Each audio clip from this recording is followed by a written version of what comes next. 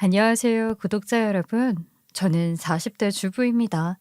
사람이 얼마나 오만하고 방자한 존재인지 어렴풋이는 알고 있었지만 직접적으로 깨닫지 못하고 지내다가 최근에 한 사건으로 인해서 제대로 알게 되었네요. 저는 제 인생 평생에 이런 일이 생길 거라고는 상상을 해본 적이 없었습니다. 본인 스스로 꾀에 빠져서 자기 무덤을 팠다는 이야기를 많이 들어보긴 했어도 정말 제 눈으로 목격하게 될 줄은 몰랐거든요. 배신감 그리고 허탈감까지 들었던 그날의 이야기를 시작해 보도록 할게요. 우리 집은 그냥저냥 평범한 집이었어요. 크게 잘 사는 것도 아니고 그렇다고 가난에 허덕이는 것도 아니었죠. 하지만 부모님께서는 늘 부지런히 장사를 하셨기에 우리 식구가 먹고 사는 데는 큰 부족함이 없었어요. 부모님은 시장 수입에서 작은 가게를 운영하셨는데 거기서 찐빵과 만두를 팔았답니다. 처음엔 그냥 그런 가게였는데 어느 날 엄마가 고기소를 듬뿍 넣은 찐빵을 만들어 내놓으셨죠. 그게 웬걸 손님들 입맛을 제대로 사로잡으면서 가게가 조금씩 활기를 띠게 되었어요. 아버지께서도 놀란 눈빛으로 "이게 완전 대박이다" 하고 말씀하셨을 때 어린 저도 뿌듯했던 기억이 아직도 선명하네요. 부모님은 야금야금 아주 악착같이 돈을 모으셨어요. 남들이 보기엔 사소한 푼돈 같아도 부모님께는 그게 다 미천이었죠. 늘 하시던 말씀이 있어요. "얘야, 장사라는 건 어느 한순간에 어떻게 고꾸라질지 몰라. 잘 된다고 방심하면 금방 무너지는 게 장사야." 아빠가 하는 말이 너무 어려워서 무슨 말인지 모르겠는데 아무튼 알겠어요. 절대로 방심하지 말라는 말 아니야? 그렇지. 돈을 잘 번다고 해서 흥청망청 쓰거나 제대로 지출을 알지 못하면 안 된다는 뜻이지. 어릴 땐 그 말이 잘 와닿지 않았지만 자라면서 그 의미를 알게 됐어요. 실제로 장사가 어려워질 때도 많았죠. 예전에 중국산 김치가 한동안 사회 문제로 떠올랐을 때 또 썩은 단무지 사건이 연일 뉴스에 오를 때도 있었어요. 그 시절 동네 식당들이 줄줄이 문을 닫았지만 우리 부모님은 꿋꿋하게 가게를 지켜내셨어요. 손님들 눈빛이 싸늘해질 때마다 엄마는 가게 앞에서 "우리 집은 믿을 수 있어요. 재료는 다 제가 직접 고르고 씁니다" 하고 소리치셨죠. 아버지는 뒤에서 묵묵히 만두를 빚으셨고요. 두 분의 그런 모습은 어린 저한테 커다란 인상으로 남았어요. 위기는 누구에게나 오는 거야. 중요한 건 그 위기를 어떻게 넘기느냐지. 움츠러들면 끝이야. 그렇다고 해서 오만하게 굴면 안 된다며 늘 겸손해야 한다고도 당부하셨어요. 저는 그냥 그 말이 맞구나 하고 자랐죠. 사실 어릴 땐 가게 일이 제 관심사가 아니었거든요. 저는 친구들이랑 뛰어노는 게 더 좋았고 가게는 단지 밥 먹으러 가는 곳일 뿐이었어요. 하지만 시간이 흐르면서 부모님이 매일같이 은행에 벌어둔 현금을 입금하고 꼼꼼히 가계부를 쓰는 모습을 보면서 생각이 달라졌어요. 수첩을 펴놓고 "이번 달은 매출이 조금 줄었네. 여름이라 사람들이 덜 쳤나 보다."라며 서로 이야기를 나누시는 부모님의 모습은 어린 저에게도 묘한 경외심을 줬어요. 물론 때로는 힘들었죠. 이런 한 푼도 손해보려고 하지 않으시는 부모님의 성격 때문에 집에서조차 긴장감이 감돌 때가 있었거든요. 그 정도는 그냥 넘어가면 안 돼요 하고 투정을 부리면 엄마는 손가락을 까딱이며 웃으시면서도 단호하게 말씀하셨어요. "안 돼. 땅 파서 돈 나오니? 그게 쌓이면 큰 돈이 되는 거야. 원 없이 벌지 못하면 원 없이 흘려보내서도 안 되는 거야." 가끔 보면 엄마랑 아빠랑 둘 다 너무 돈 타령하는 것 같아. "그렇게 돈 타령을 해서 너희들 먹고 입히고 하는데 돈 쓸 수 있는 거야." 그 말에 저는 입을 삐죽이며 고개를 끄덕였지만 속으로는 참 피곤하다고 생각하기도 했죠. 그런데 크면 클수록 부모님의 그런 태도가 사회에서 살아남는 데 정말 중요한 거라는 걸 알게 되었어요. 우리 동네는 서울이라곤 해도 인프라가 좋다거나 세련된 동네는 아니었거든요. 대형 할인마트도 없었고 백화점 같은 건 더더욱 없었죠. 동네 사람들은 모두 시장에 의존했어요. 쌀도 생선도 옷까지도 시장에서 샀지요. 그러니 시장 초입에 자리 잡은 우리 부모님의 가게는 늘 사람들 발길이 끊이지 않았어요.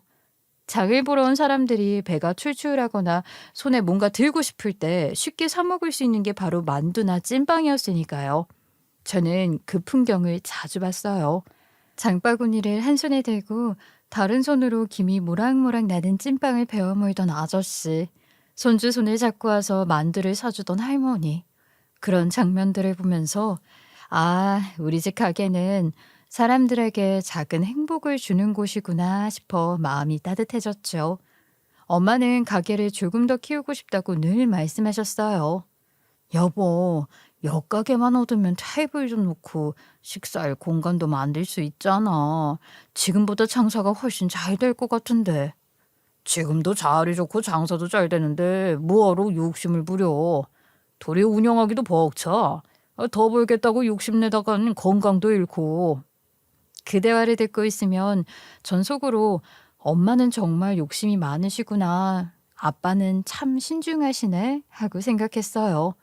저는 그때까지는 가게가 단순히 밥벌이 수단이라고만 생각했지만 점점 깨달았어요.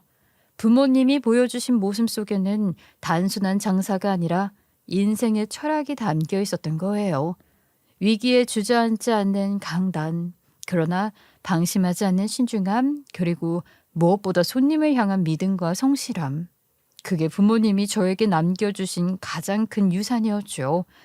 우리 아버지는 정말 부지런한 분이셨어요.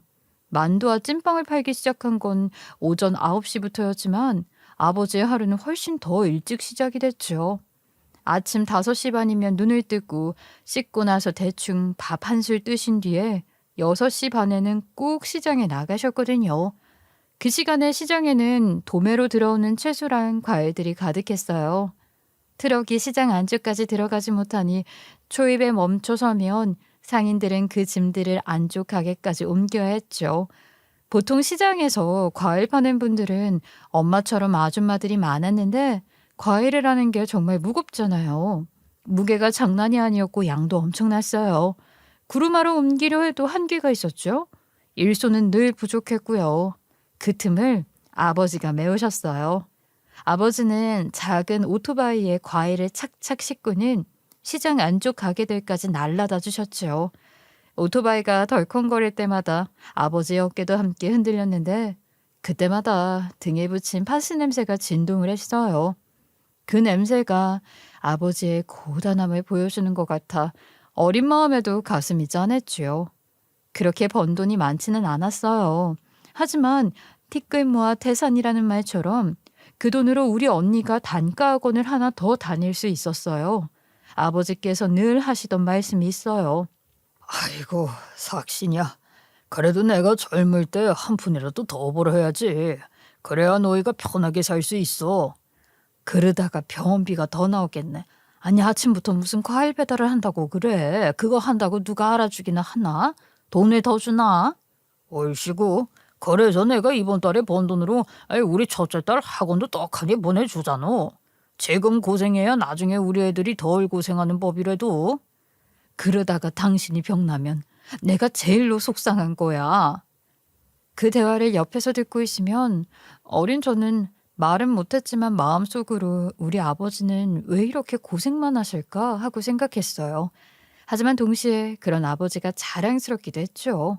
사실 부모님이 그렇게까지 노력을 하셨기 때문에 우리 집이 남들 눈엔 넉넉해 보이지 않아도 우리 언니와 저는 부끄럽지 않게 자랄 수 있었어요. 가난한 집 아이들에겐 사치로 보일 수 있는 메이커 신발이나 옷도 부모님은 어떻게든 사주셨거든요. 저도 정말 어릴 땐 시장표 운동화를 신었어요. 바닥이 쉽게 닳아버리고 친구들이 장난삼아 짝퉁 아니야? 하고 놀리면 속으로 울컥하기도 했죠. 그런데 중학생이 되면서 처음으로 나이키 운동화를 신었을 때 얼마나 기뻤는지 몰라요. 아빠, 이렇게 매일같이 일찍 일어나서 일하고 무거운 거 싣고 나르는 거 힘들지 않아? 힘들지. 하지만 힘든 거야. 원래 아빠가 할 일이잖니. 그러니까 너희는 걱정 말고 공부만 해. 그 말을 들었을 때 제 가슴은 뭉클하면서도 무거웠어요. 마치 제 어깨에도 보이지 않는 짐이 얹힌 것 같았죠. 언니와 저는 더 열심히 공부해야 한다고 다짐했어요. 아버지의 노력이 헛되지 않게 하고 싶었거든요. 이제와 생각해보면 우리 부모님은 정말 우리를 부끄럽지 않게 키워야 한다는 마음 하나로 살았던 것 같아요. 학비며 옷가지며 남들처럼 다 해줄 수는 없었지만 최소한 우리 자식들이 고개 숙이지 않게 해주고 싶으셨던 거죠. 그게 바로 부모님의 자존심이었고 우리 가족의 자랑이었어요. 우리 부모님이 장사를 하셔서 제가 좋았던 점은 또래보다 훨씬 빨리 숫자 개념을 익혔다는 것이었어요. 친구들이 아침 학교에서 모여서 주말에 본 만화 영화 이야기를 신나게 할 때 저는 사실 그런 이야기에 끼지 못하곤 했죠. 주말이면 늘 시장에 나가 과일들을 구경하고 장사하는 아줌마들 옆에서 돈 세는 걸 도와주었거든요. 친구들은 TV 앞에 앉아 웃고 떠들었지만 저는 지폐 냄새와 동전 소리가 뒤섞인 시장의 풍경 속에서 자랐던 거예요. 덕분에 이 돈의 가치라든가 덧셈과 뺄셈은 누구보다 빠르게 익힐 수 있었죠. 돈은 흘러가면 끝이야. 붙잡으려고 너무 목을 매달 필요는 없어. 하지만 들어온 돈과 나간 돈은 반드시 기록을 해야 해. 그래야 돈이 새 나가지 않는단다. 그 말씀이 제 귀에 늘 맴돌았어요. 그래서 저는 100원짜리 동전 하나가 생겨도 꼭 용돈 기입장에 적어두었죠. 오늘 100원 사탕 사 먹을까? 하고 적어 내려갈 때면 괜히 뿌듯했어요. 정작 우리 언니는요, 어느 정도 하다가 귀찮다고 포기해버렸어요. 언니는 공부엔 열심이었지만 그런 기록엔 관심이 없었거든요. 그런데 저는 달랐어요. 부모님의 가르침이 제 안에서 울림처럼 맴돌았고 그 말씀을 지켜야 한다는 마음이 강했어요. 성실해야 한다, 꼼꼼해야 한다. 저는 부모님의 모습 그대로를 본받고 싶었고 그래서 그 길을 따라가기로 한 거죠. 장사는 계산이 생명이야. 남는 게 정확히 얼마인지 모르면 장사 못한다. 아, 알았다니까. 이러다가 나도 장사에 대한 강의도 하러 다닐 수 있겠어. 여보, 아이 둘째 딸도 장사시키려고? 이게 얼마나 고생인데? 얘는 공부 열심히 해서 번듯한 회사원 해야지. 그래도 기본은 알아야지. 돈이 어떻게 도는지 알면 세상 어디 가도 미치지는 않아. 그 대화를 들으면서 저는 속으로 웃기도 했어요. 나는 공부보다는 장사하는 게 더 재미있을지도 모르겠다. 어린 마음에 그런 생각을 했던 거예요. 하지만 나이가 들수록 부모님이 얼마나 고생하시는지를 두 눈으로 보게 되니까 이 장사라는 게 결코 아무나 할 수 있는 게 아니라는 걸 깨달았어요. 새벽부터 밤까지 쉴 틈 없이 몸을 굴려야 하고 하루 매출에 따라 웃고 울어야 하는 삶. 그걸 지켜보면서 나는 과연 저 길을 갈 수 있을까 싶었죠. 그래도 한 가지 확실했던 건 그런 환경 속에서 저는 단순히 착하고 순한 딸로만 자라지 않았다는 거예요. 저는 계산에 철저했고 따질 건 확실히 따지는 아이로 성장했어요. 그건 분명 부모님께 배운 습관 같은 거였어요. 그리고 중학생이 되면서 저는 본격적으로 부모님의 가게에서 주말 알바를 시작했어요. 친구들이 놀러 다닐 때 저는 가게 안쪽 작은 의자에 앉아 장부를 펼쳐놓았죠. 매출 장부를 정리하는 일이 제 몫이었어요. 엄마가 옆에서 우리 둘째가 이젠 어엿한 장부 담당이네 하고 웃으시면 저는 더 열심히 숫자를 써내려갔어요. 친구들이 방학마다 무슨 학원 다닌다, 어디 어디 여행 갔다 온다 떠들어댈 때 저는 휴가 없는 부모님 덕분에 매일같이 가게에 나가 있었죠. 하지만 그 시간이 결코 헛되진 않았어요. 매출과 지출을 꼼꼼하게 노트에 기록하면서 자연스럽게 이 회계 감각이라고 할까요? 그게 몸에 배어들었거든요. 그때는 몰랐지만 나중에 제 인생을 좌우하는 기초가 되었던 셈이었어요. 시장이라는 곳은 늘 예측 불허였거든요. 손님들은 제멋대로 깎아달라 떼를 쓰기도 했고 서비스 하나 줘요 하면서 막 찐빵을 집어가 버리는 일도 많았어요. 근데요, 저는 그럴 때마다 얼른 손님을 붙잡았죠. 아저씨, 그건 돈 내셔야 돼요. 원래 이런 건 서비스로 하나씩 주고 그래야 하는 거 아니야? 헤이, 저희는 무슨 땅 파서 장사하나요? 이런 거 하나하나 흘려보내면 손해보는 거라고요. 어린 딸이 이렇게 말하니 어른들도 머쓱해져서 지갑을 열고 돈을 내고 가더라고요. 부모님 같았으면 손님 기분 맞춰서 서비스 하나쯤 그냥 줬을지도 몰라요. 하지만 저는 달랐어요. 어쩐지 손해보는 기분이 싫었고 돈은 돈대로 받아야 한다는 생각이 강했죠. 부모님이 가끔 밀린 외상값을 받으러 다니실 때도 저는 꼭 따라다녔어요. 그 과정에서 가장 크게 배운 건 돈을 빌려줄 땐 반드시 언제 어떻게 돌려받을지 약속을 받아야 한다는 거였어요. 저는 그걸 어린 나이에 뼈저리게 깨달았죠. 마음만 믿고 정으로 장사하다가는 망한다는 것도 그때 알았고요. 결국 장사꾼은 계산을 똑바로 해야 한다는 게 제 결론이었어요. 세월이 흘러 저와 언니는 대학을 졸업했어요. 그리고 각자 취직 자리를 알아보게 되었죠. 언니는 성적이 저보다 훨씬 좋았고 그래서 여러 회사 면접을 거쳐 결국 제약회사의 연구원으로 들어갔어요. 언니가 합격 소식을 전했을 때 부모님의 얼굴은 꽃이 핀 듯 환해졌죠. 하지만 저는 달랐어요. 부모님에게 물려받은 건 성적보다 장사머리였거든요. 내가 잘하는 건 숫자, 계산, 그리고 장부 정리잖아. 이걸로 뭘 해볼 수 없을까 고민하던 끝에 저는 회계사 시험에 도전하기로 했어요. 그러나 역시 현실은 쉽지 않았습니다. 진입 장벽이 너무 높았던 거예요. 1차 시험은 간신히 통과를 했지만 2차에서 번번이 떨어졌거든요. 합격 문턱에서 번번이 고배를 마시는 제 자신이 초라하게 느껴지기도 했죠. 아이고, 또 떨어졌다고? 그러면 어떠냐? 아유, 괜찮아. 네가 좋아하는 일이 뭔지 찾아가고 있는 것뿐이야. 엄마, 나 진짜 돌머리인가? 아니, 남들은 잘만 붙는 것 같은데 나는 왜 이렇게 이게 어렵지? 차근차근 다 그렇게 시작하는 거야. 그게 네 적성이랑 안 맞을 수도 있는 거고. 엄마가 그렇게 다독여 주셨지만 속은 쓰렸어요. 결국 저는 방향을 조금 틀어서 세무사 시험에 도전했어요. 회계사보다는 난이도가 낮다고 하지만 그래도 만만한 길은 아니었죠. 하지만 저는 포기하지 않았고 결국 세무사 시험에 합격했어요. 세무사 사무실에서 일하는 건 단순히 책상 앞에서 숫자만 보는 일이 아니었어요. 사실상 영업이나 다름없었고요. 거래처를 관리하고 사람들과 끊임없이 소통하며 믿음을 얻어야 했죠. 하지만 저는 그런 일이 오히려 재밌었어요. 어릴 때 시장에서 배운 눈치와 계산 덕분에 금방 적응할 수 있었고, 이거는 내가 잘하는 일이구나 하는 확신이 들었죠. 그렇게 바쁘게 살던 어느 날, 저는 지금의 남편을 만나게 되었어요. 남편은 자동차 딜러였는데, 첫 만남부터 화려한 말솜씨와 호탕한 성격에 눈길이 갔어요. 손님들을 대할 때 자신감 넘치는 태도, 거침없는 웃음소리.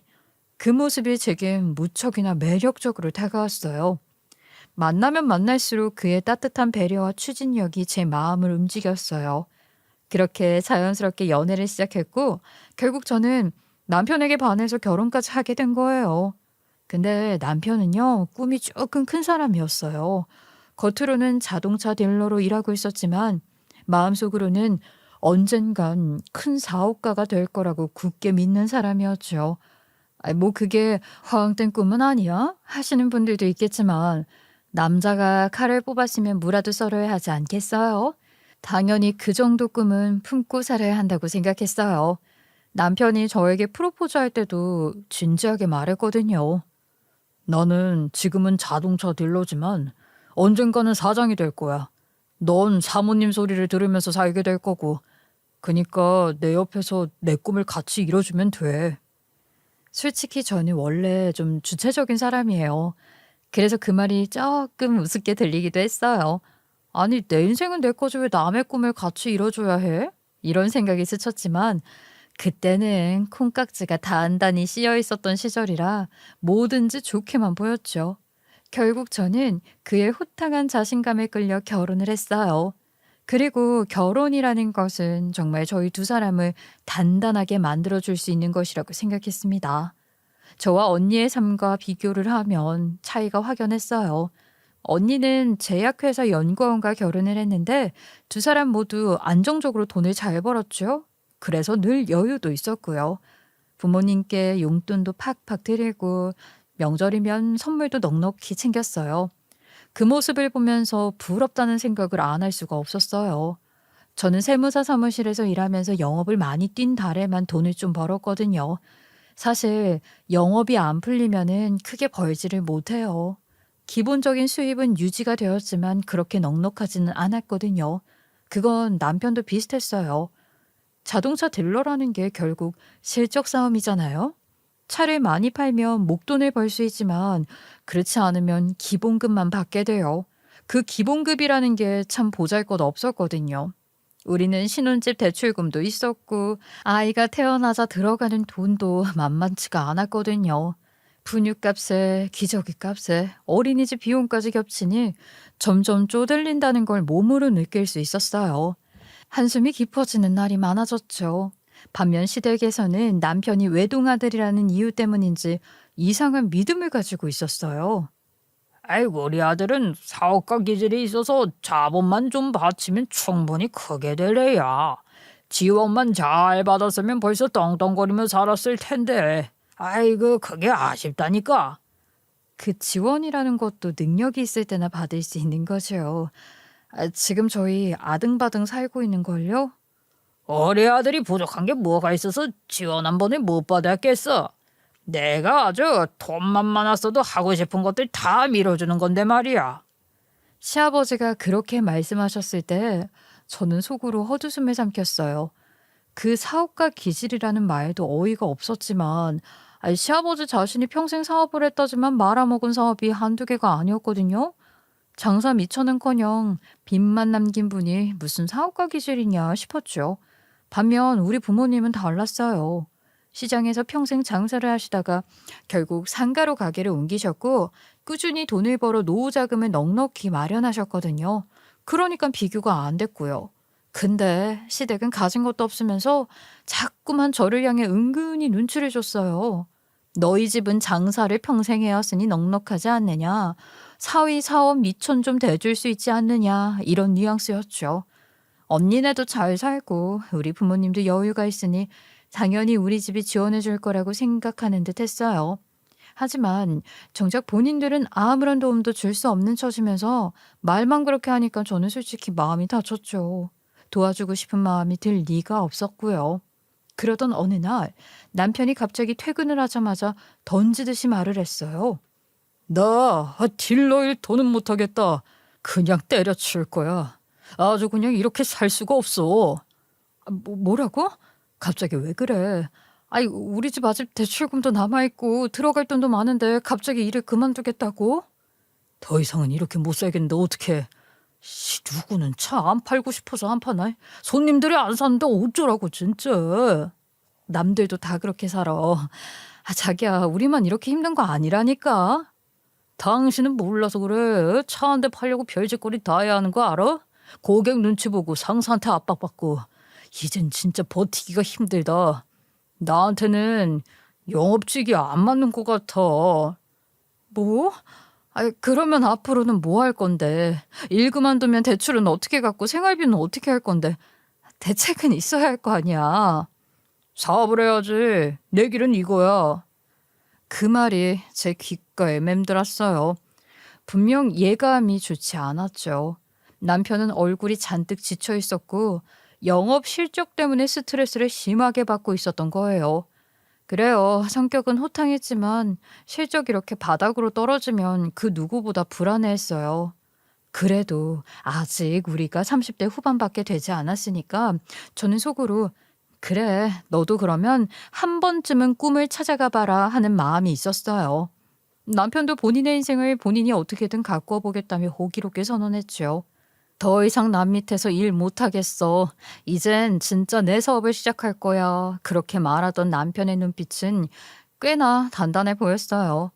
저도 그때는 남편의 용기를 존중해주고 싶었고 무엇보다 사랑하는 사람이었으니까 내가 버는 게 있으니까 한 번쯤은 밀어주는 것도 나쁘지 않다고 생각했어요.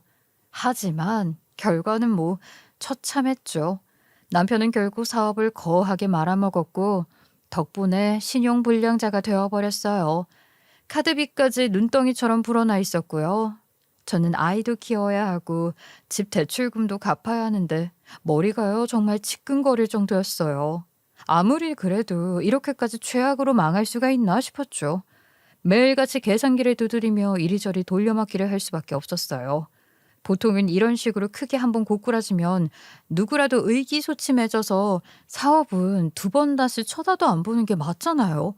근데요, 남편과 시댁은 달랐어요. 이번에는 운이 없어서 그런 거야. 운이. 충분히 잘할 수 있었는데 처음이라 실수한 거지. 아이 보통 처음엔 다들 실패하는 거 아니냐? 그럼 사내 새끼가 꼬꾸라져 보기도 해야 정신을 바짝 차리고 다음에는 더 열심히 할 수 있는 거야. 그들은 이렇게 자기 위로를 했어요. 마치 실패조차 자랑인 양 말하는 걸 보고 저는 기가 막혔죠.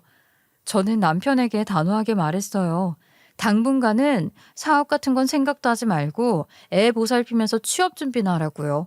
지금은 안정이 필요한 때라고요. 하지만 남편이요. 제 말은 귀뚱으로도 듣지 않았어요. 아니 무직인 주제에 집안일이라도 해주면 고맙겠다 싶었는데 낮 시간에는 자꾸 딴짓을 하는 것 같은 거예요. 처음엔 뭘 하는지 몰랐는데 알고 보니까 우리 부모님의 가게에 가서 아니 일손을 돕고 있었던 거였어요. 저는 순간 이 인간이 드디어 철이 들었나 하는 생각이 들었어요. 부모님도 그간 고생이 많으셨으니까 남편이 힘을 보태면 도움이 되겠다 싶었죠. 근데 문제는 그 다음이었어요. 남편이 부모님 가게에서 일한 지 6개월쯤 지나자 뜬금없이 이런 소리를 했거든요. 내가 장인어른 가게에서 일을 했잖아. 나도 이제 장사를 하면 기가 막히게 잘할 수 있을 것 같아. 뭐? 장사가 무슨 쉬운 일인 줄 알아? 허튼 소리 좀 하지 마. 지난번에 사업 말아먹은 거 벌써 잊었어? 하지만 남편은 진지했어요. 심지어 요리학원까지 다니겠다고 하는 겁니다. 그 말을 들었을 때 저는 말문이 막혔죠. 도대체 이 사람은 현실을 언제쯤 직시할까 싶었던 거예요. 근데 더 놀라운 건 부모님의 반응이었어요. 평생 장사판에서 산전수전을 다 겪으신 분들이 남편에게 뜻밖의 평가를 내리신 거예요. 사위가 생각보다 개선머리도 좋고 장사수원도 있는 것 같아. 우리가 한 번도 생각 못한 찐빵 만두 세트 메뉴를 고안해내더니 그걸 팔기 시작했는데 불티나게 나가네. 아무래도 장사 쪽은 해볼 만한 것 같아. 아빠, 그거 진심이에요? 정말로 우리 남편이 장사 소원이 있는 것처럼 보인다고요?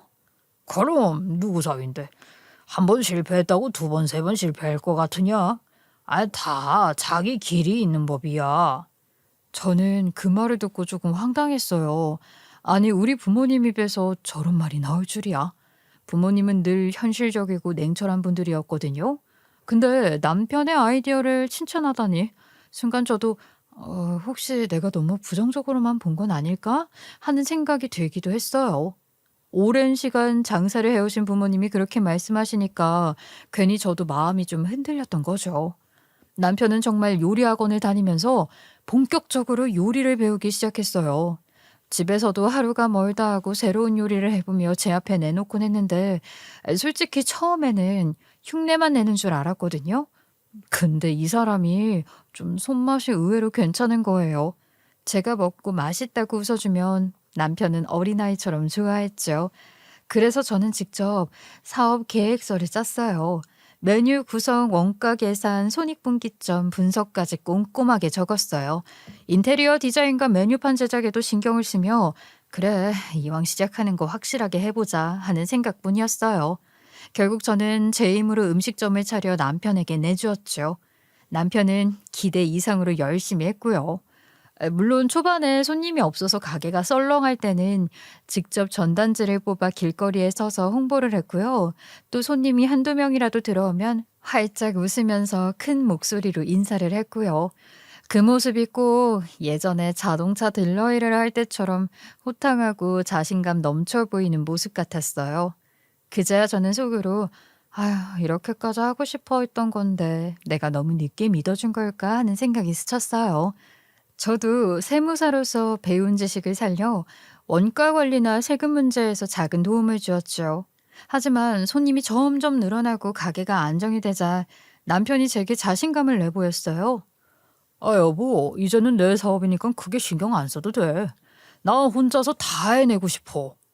정말 나 앞으로 신경 안 써도 되는 거야? 내 가게니까 내가 내 힘으로 잘 키워보고 싶어. 아이, 그동안 고생했잖아, 당신도. 그 말을 들었을 때 이제는 욕심이 생겼구나. 다 자기가 하고 싶구나 하는 생각이 들었지만 전 남편을 믿기로 했어요. 오히려 혼자 주도하고 싶어 하는 그 마음이 진짜 사업가 같아 보였거든요. 그래서 저는 한 발 물러서서 남편을 지켜보기로 했죠. 그렇게 시간이 흘러 음식점을 오픈한 지 4년째가 되었을 때 남편의 가게는 동네에서 모르는 사람이 없을 정도로 유명해졌어요. 손님은 끊이질 않았고 맛집으로 입소문이 나면서 사람들이 줄을 서서 기다릴 정도였거든요. 그 소리를 들을 때마다 남편은 어깨가 으쓱했고 저는 또 그 모습이 마냥 낯설기만 느껴졌어요. 남편은 결혼할 때 했던 약속대로 저를 사모님 소리를 듣게 만들긴 했지만 이상하게도 제 마음은 점점 무거워졌거든요. 불만이 쌓여갔던 거죠. 남편은 돈 버는 재미에만 푹 빠져 있었고 부모로서 책임은 뒷전이었어요. 사실 가게 3년 차까지는 남편이 벌어오는 돈이 제 수입보다 적었기 때문에 제가 큰 소리로 말할 수 있었어요. 아, 여보, 애들 좀 더 챙겨. 당신은 시간이 있잖아. 오늘은 그럼 아빠랑 나가서 놀이터 갔다 올까? 여보, 나 나갔다 올게. 하지만 4년 차부터는 상황이 완전히 뒤집혔죠. 어느 날 남편의 가게가 유명 유튜버 채널에 소개된 거예요. 그 뒤로는 손님들이 몰려들어가지고 문정성 씨를 잃었죠. 대기표를 뽑고 기다릴 정도로 바빠졌고요. 그때부터 남편은 집안일에 완전히 손을 놓아버렸어요. 여보, 설거지 좀 해두면 안 돼? 어제 먹은 거 그대로 있잖아. 이러면 초파리 생긴다고. 집안일은 당신이 더 나서서 해야지. 아, 나는 돈 버느라 바빠. 집안일이랑 애들은 당신이 알아서 해. 저는 그 말을 듣고 속으로 얼마나 씁쓸했는지 몰라요. 정말 나를 사모님으로 만들어주긴 했는데 근데 그 대가가 뭐야? 돈은 벌어도 가족은 능진 사장님? 그게 과연 내가 원하던 모습일까? 저는 남편의 그런 태도가 어이가 없었어요. 그렇지만 정작 크게 신경을 쓸 여유도 없었죠. 왜냐면 그 무렵부터 친정엄마의 몸이 점점 무너져 내리고 있었거든요. 오랜 세월 장사를 하시면서 몸을 혹사한 탓이었어요. 엄마는 계속 요즘은 자꾸 몸이 안 좋아, 안 좋아. 무릎도 시큰거리고 허리가 자꾸 뻐근해, 뻐근해 하고 말씀하셨는데 결국 무릎은 연골이 거의 닳아 있었고 허리도 디스크 때문에 고생을 하고 계셨어요. 그런 엄마의 모습에서 저는 하루가 다르게 늙어가는 그림자를 보았죠. 그래서 저는 조금이라도 시간을 내서 엄마를 챙기려고 했어요. 근데 남편은 늘 그걸 못마땅하다는 듯 말했어요. 너 장모님만 챙겼어? 네 엄마만 엄마냐? 그럼 우리 부모님은 누가 챙기냐? 아이고, 효도는 공평해야지. 효도는 각자 하는 거야. 나는 내 엄마, 당신은 당신 부모님. 그렇게 하는 게 맞지 않아? 내가 지금 돈을 얼마나 벌었는데 내가 이런 취급을 받아야 해? 나 아니었으면 당신이 이렇게 살 수나 있을 것 같아? 저는 순간 숨이 막히는 기분이었어요.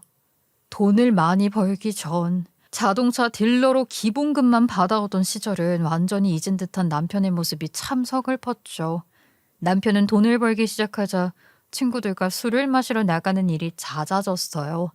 새벽에 비틀거리며 들어와서는 아, 나도 좀 풀어야지. 돈 버는 게 장난인 줄 알아? 하고 짜증을 부리기도 했죠. 제가 잔소리를 해도 듣는 척도 하지 않더라고요. 그러던 어느 날에는 저를 아예 무시하더라고요. 여보, 아, 이제 당신은 일 그만둬. 내가 돈 잘 벌잖아. 이제는 애들 케어하면서 집에 있는 게 맞지 않겠어? 뭐라고? 내가 왜 일을 그만둬? 아, 나도 내 커리어가 있는데 왜 내가 일을 그만둬야 되는데? 사람들 다 그래. 남편이 잘 벌면 와이프는 집에서 애들이나 보살피는 거지. 당신은 왜 그렇게 버텨? 저는 황당하기도 하고 또 한편으로는 너무 서운했어요. 하지만 가정을 위해 참아 넘겼어요. 아이들 앞에서 싸움이 번지는 건 막고 싶었으니까요. 그런데 글쎄 남편이 시어머니께도 이야기를 한 건지 뭔지 시어머니마저 남편의 편을 들면서 저에게 일을 그만두라는 식으로 잔소리를 하는 게 아니겠어요? 야, 언제까지 일을 할 거니? 우리 아들이 돈도 잘 버는데 이제 그만 좀 해라. 어? 남편 뒷바라지나 더 해주는 게 낫지. 남자는 사회에서 체면이 중요하단다. 저는 속으로 아니 이 집안은 왜 이렇게 똑같을까 하고 치를 떨었지만 대놓고 반박할 수는 없었어요. 대신 마음속에는 불만만 쌓여갔죠. 가게가 점점 자리를 잡을수록 남편은 더더 오만방자해졌어요. 그러던 어느 날 제가 몰래 장부를 살펴보다가 한숨을 푹 내쉬곤 했는데 매출 기록이 엉망이었거든요.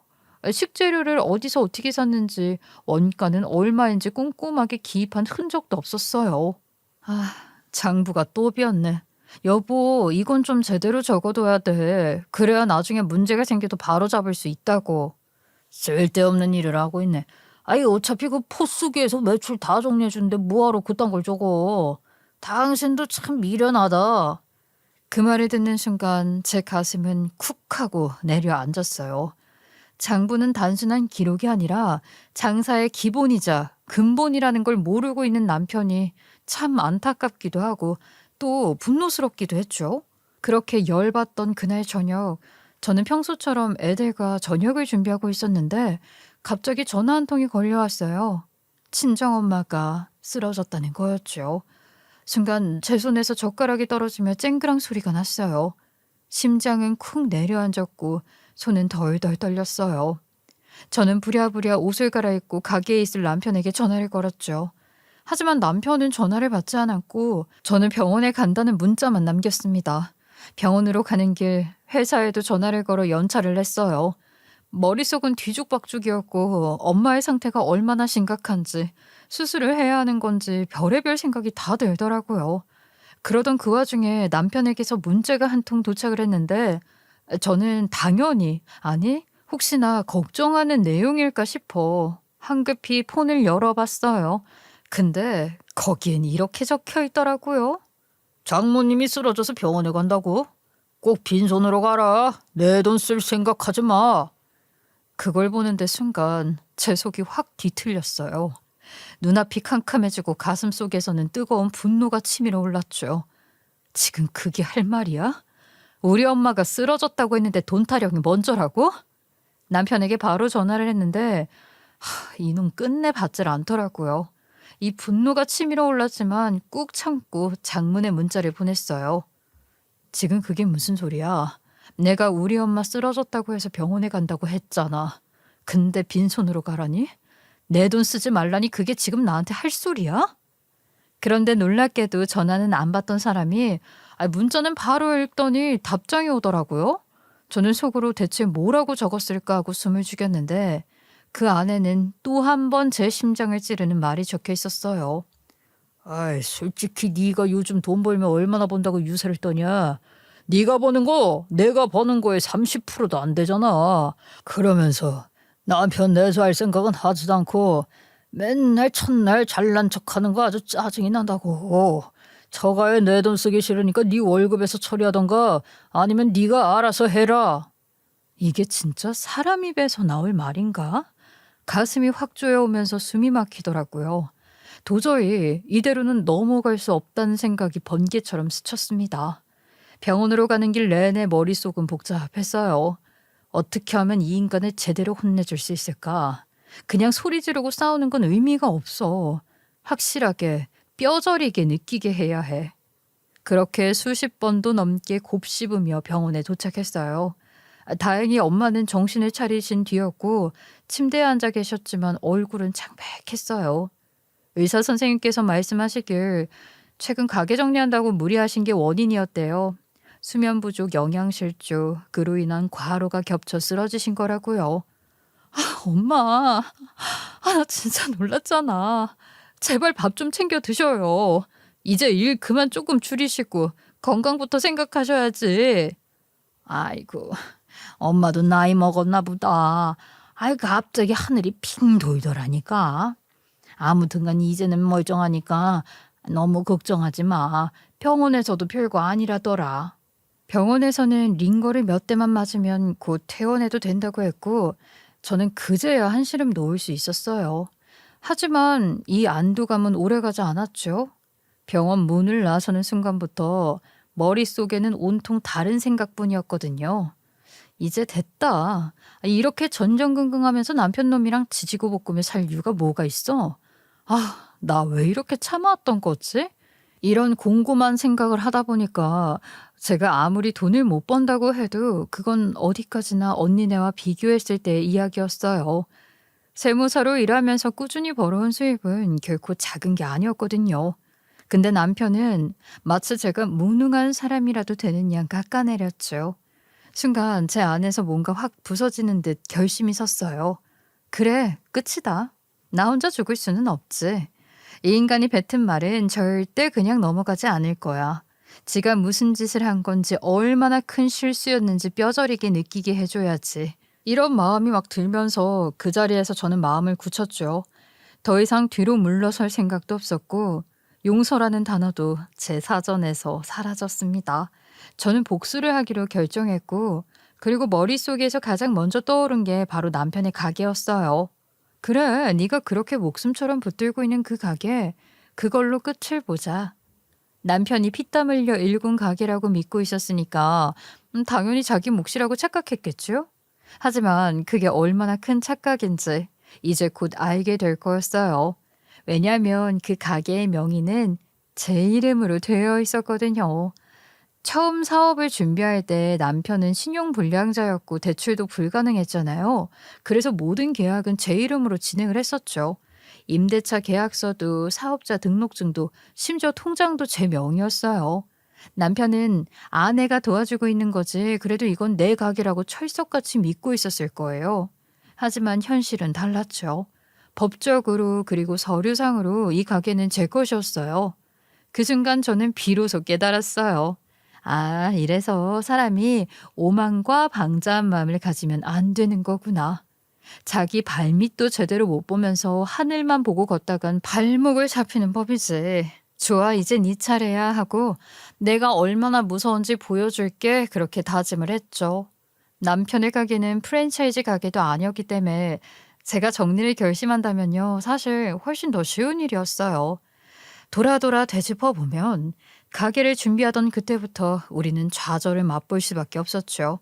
이유는 단 하나, 남편이 신용불량자였기 때문이었어요. 첫 번째 사업을 대차게 말아먹고 가진 돈을 몽땅 잃은 건 물론이고 빚까지 쌓였잖아요.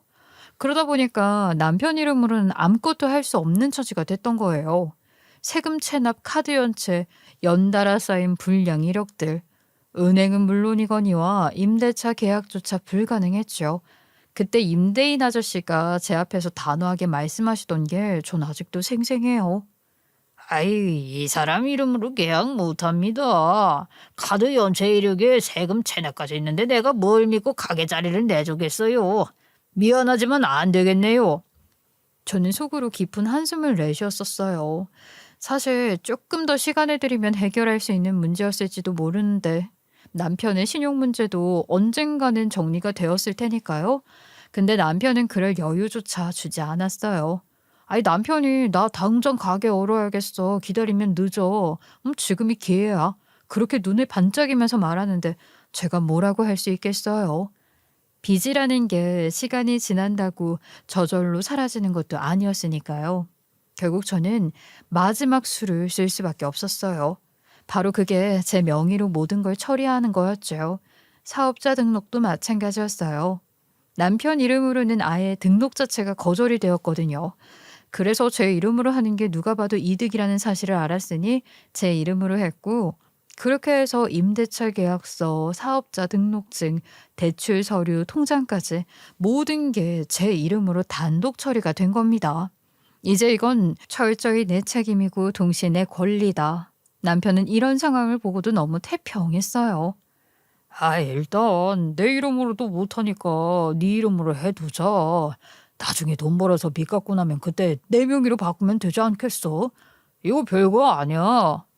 그래, 세금 문제에서도 내 이름을 해두는 게 이득인 건 맞지.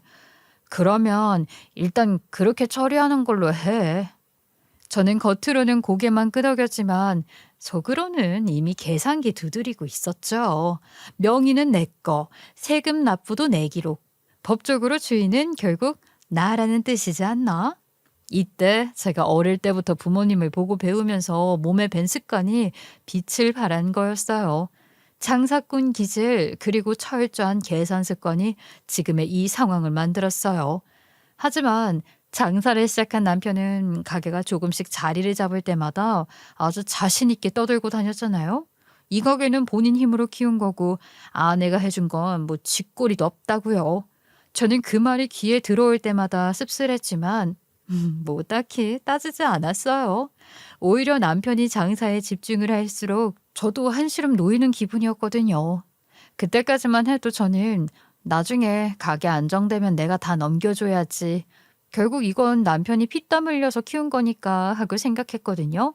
근데 지금 와서 돌아보니까 정말 우습기 짝이 없었어요. 제가 세금 신고도 직접 했고 임대료 납부도 제 계좌에서 나갔고 매달 정산도 제가 다 해야 하는데 말이에요. 이런 상황을 다 알면서도 남편은 지금 이 순간조차 가게를 자기 것이라고 우기고 저를 무시하는 말을 내뱉었어요. 아 그래 네가 그렇게 믿고 있다면 더할 나위 없지. 근데 너 곧 알게 될 거다. 주인은 따로 있다는 걸. 이 가게는 처음부터 끝까지 내 손바닥 위에 있었다는 걸. 그 생각을 하는 순간 제 안에서 묘한 통쾌함이 밀려왔어요. 제가 남편에게 장부를 똑바로 적으라고 그렇게 여러 번 말했던 것도 사실은 다 이유가 있었거든요. 세금 정산부터 임대료 납부까지 뒷처리는 전부 제 손을 거쳐야 했거든요. 근데 이 사람은 그 속사정을 알지도 못한 채 본인이 잘 나가는 가게 사장님이라는 이 환상에만 심취해 있었던 거거든요. 결국 그 오만이 모든 일을 그르치고야 말았고요. 저는 곧바로 아는 변호사에게 연락을 했어요. 차분히 상황을 설명하니까 변호사는 잠시 서류를 들여다보다가 고개를 끄덕였어요. 아유, 상법 제24조, 부동산 실명법, 상가 임대차 보호법 이 세 가지 근거로 하면 남편분이 주장할 권리 전혀 없습니다. 모든 명의가 사모님께 있으니까 법적으로는 명확해요. 변호사에게 그 말까지 들었는데 제가 주저할 이유가 있을까요? 그 길로 저는 가게 직원들에게 일일이 연락을 돌렸습니다. 여러분, 오늘부로 가게 문 닫기로 했어요. 갑작스러운 통보라 놀라실 텐데 정산은 모두 제가 책임지겠습니다. 퇴직금도 차질 없이 지급할 거예요. 어머나 사모님 이게 무슨 일이에요? 가게 잘 되는데 갑자기 왜요? 가게를 팔아치우기라도 한 거예요? 갑자기 이러면 저희는 어떻게... 네, 사정이 있습니다. 다만 여러분들이 피해보지 않게끔 끝까지 책임은 지겠습니다. 직원들은 결국 고개를 끄덕이며 수긍할 수밖에 없었고 전 이어서 거래처들에게도 일일이 연락을 했어요. 앞으로는 더 이상 식재료 납품하지 않으셔도 됩니다. 계약은 오늘부로 종료하겠습니다. 에? 갑자기요? 야반도주하는 사람도 아니고 내일 당장부터 식재료 납품 안 해도 된다고요? 당연히 거래처 사장님들도 이런 일은 살면서 처음 본다고 황당해했지만 전 일단 시작을 했으니까 무조건 끝을 봐야 한다고 생각했어요. 당연히 이 소식은 순식간에 남편 귀에 들어갔죠. 친정엄마의 병원에서 나와 택시를 타고 가는 동안 모든 전화를 다 돌렸기에 저는 집으로 돌아갔어요. 그리고 남편은 제가 현관문을 열자마자 달겨들더니 저를 향해 고래고래 소리를 지르는 겁니다. 당신 미쳤어? 이 가게가 누구 건데 네 마음대로 직원들 애고하고 거래처 납품하지 말라고 하냐고. 내가 피땀 흘려서 일군 가게야. 네가 뭔데 권리 행세를 해? 왜 화를 내? 명의가 전부 내 이름으로 되어 있는데 그럼 내 가게지 누구 가게겠어? 야, 명목상 네 이름으로 돼 있어도 실질적 주인은 나야. 법원에 가면 다 인정해 줄 거라고. 내가 하루 종일 서빙하고 거래처도 내가 직접 다 만나고 장사 다 내가 했어. 근데 네가 뭘 했다고 주인 행세야? 남편은 꽤 많이 흥분한 사람처럼 씩씩거리면서 저에게 삿대질까지 하더라고요. 아휴, 이런 사람 뭐가 좋다고 그 돈을 써가면서 지원을 해주었었던 건지. 지난 과거에 제가 부끄러울 지경이었습니다. 남편은 당장 모든 곳에 전화를 해서 원상복귀 시켜두라고 명령조로 이야기를 하더라고요. 근데 저는 콧방귀를 끼며 서랍에서 미리 준비해둔 서류철을 꺼내서 남편 앞에 하나씩 내밀었어요. 잘 봐. 이게 사업자 등록증이야. 내 이름이지. 자, 그리고 이거는 세금 납부 내역. 누구 이름이 보여? 또 이건 임대차 계약서. 임대인 사인 옆에 있는 이름이 누구야? 전부 다 내 이름이야. 세금도 임대료도 거래 내역도 다 내 기록이라고. 당신 이름은 어디에도 없어. 그래도 운영은 내가 했잖아. 당신은 이름만 빌려줬잖아. 그게 어떻게 주인이 당신이야? 아유, 그래서 바짓 사장이라는 말이 있는 거야. 당신은 이름만 없는 사장이었을 뿐이지 진짜 주인은 처음부터 끝까지 나였다고. 그 순간 남편은 제 말을 듣고는 두 눈이 동그래지더니 털썩하고 소파에 주저앉더라고요. 손으로 머리를 감싸준 채 아무 말도 하지 못했고요. 거실 안은 무거운 정적만이 흘렀고 저는 묘한 통쾌감을 느끼면서 서류철을 탁 하고 닫았어요. 바로 짐을 싸들고 친정으로 가겠다고 말했고요. 그러자 남편이 제 팔을 덥석 붙잡으며 버럭 소리를 지르더라고요. 야, 얘기 끝내고 가야지. 지금 어디를 가려고 그래? 더는 너랑 할 말이 없어. 나 이제 너랑 이혼할 생각이야. 이혼? 아니 이혼이라는 걸 이렇게 쉽게 입에 올릴 수가 있어? 장난 아니야? 장난? 너 사업 말아먹었을 때 생활비 전부 내가 벌어왔어. 그리고 애들도 내가 키웠어. 네가 가게 하고 싶다고 친정부모님한테 가서 장사 수완 배우고 요리학원 등록하고 그거 다 누가 뒷바라지 했는데. 나잖아. 네 가게 잘 된 지 이제 고작 조금 1년 넘었지? 그 1년 사이에 네가 어떻게 변했는지 스스로 생각을 해봐. 그래도 나도 노력을 했잖아. 당신 지금 명의가 당신 거라고 너무 배짱 부리는 거 아니야?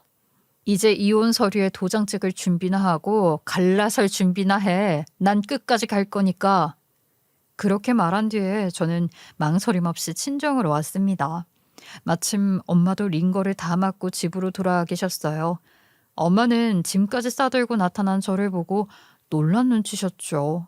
저에게 무슨 일이냐고 조심스럽게 물어보셨고 제 표정이 워낙 비정했으니까 보통 일은 아니다 싶으셨을 거예요. 하지만 저는 태연하게 웃으면서 그저 우리 엄마가 쓰러졌었으니까 병간호를 온 거라고 말을 했어요. 엄마는 한시름 놓은 표정을 지으셨지만 제가 얼마나 양심이 찔렸는지 몰라요. 그렇게 친정 소파에 딱 앉아 있는데 글쎄 남편이 친정집까지 쫓아온 겁니다. 현관 앞에서부터 목소리가 떨렸죠.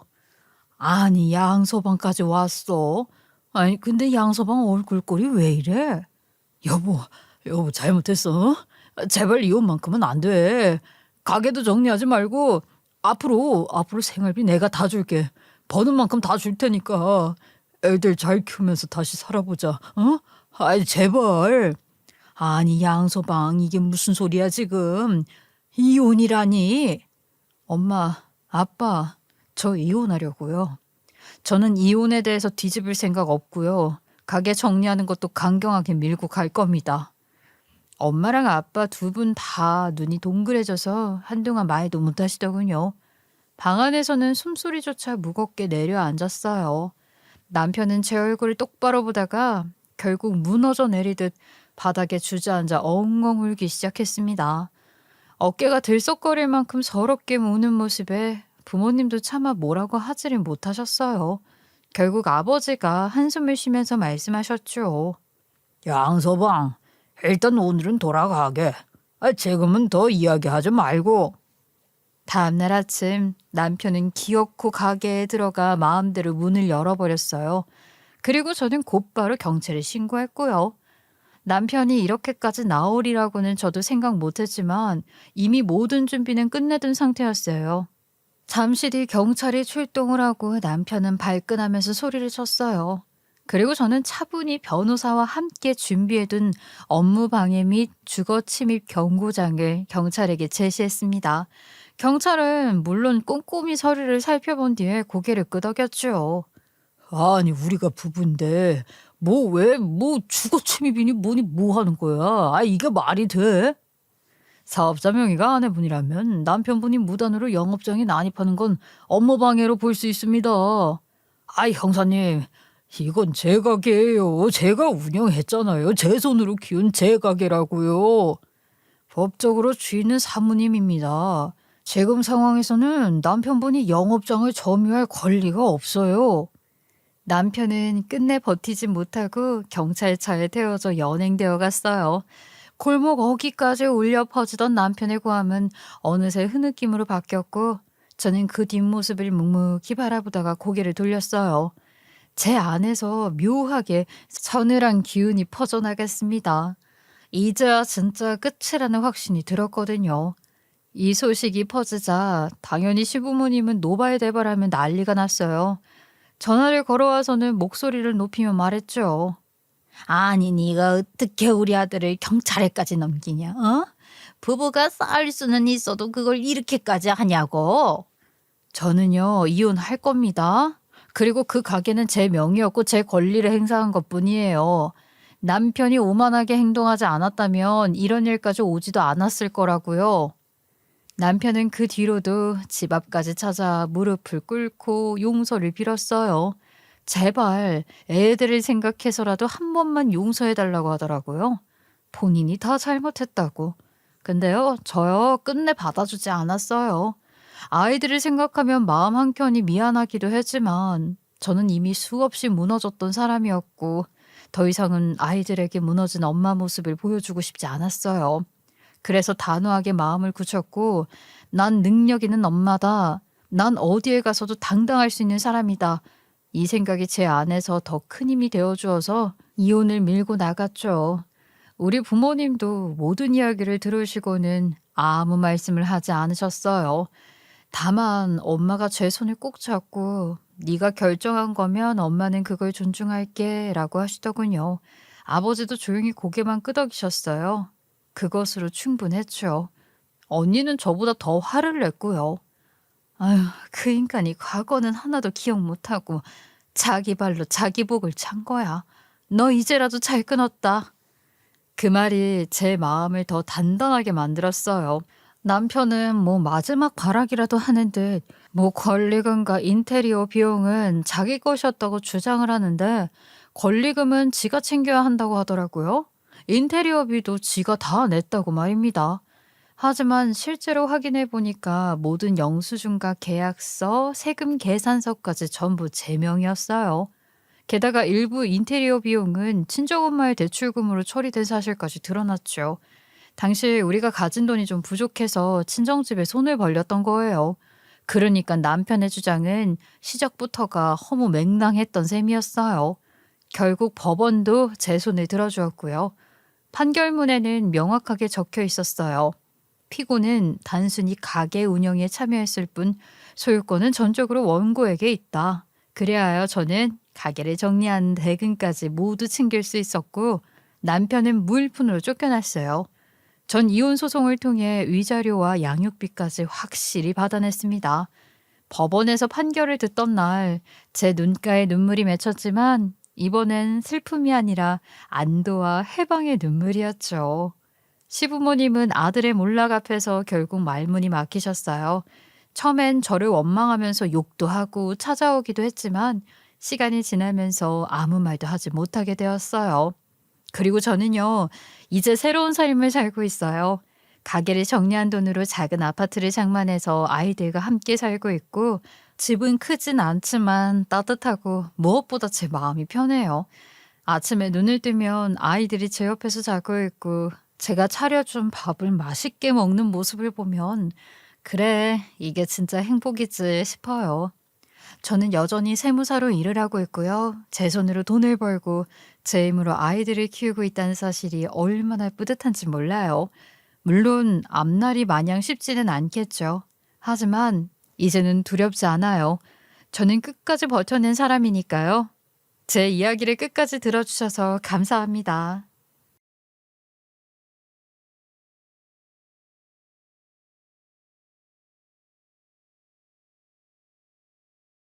저는 38살 김하나예요.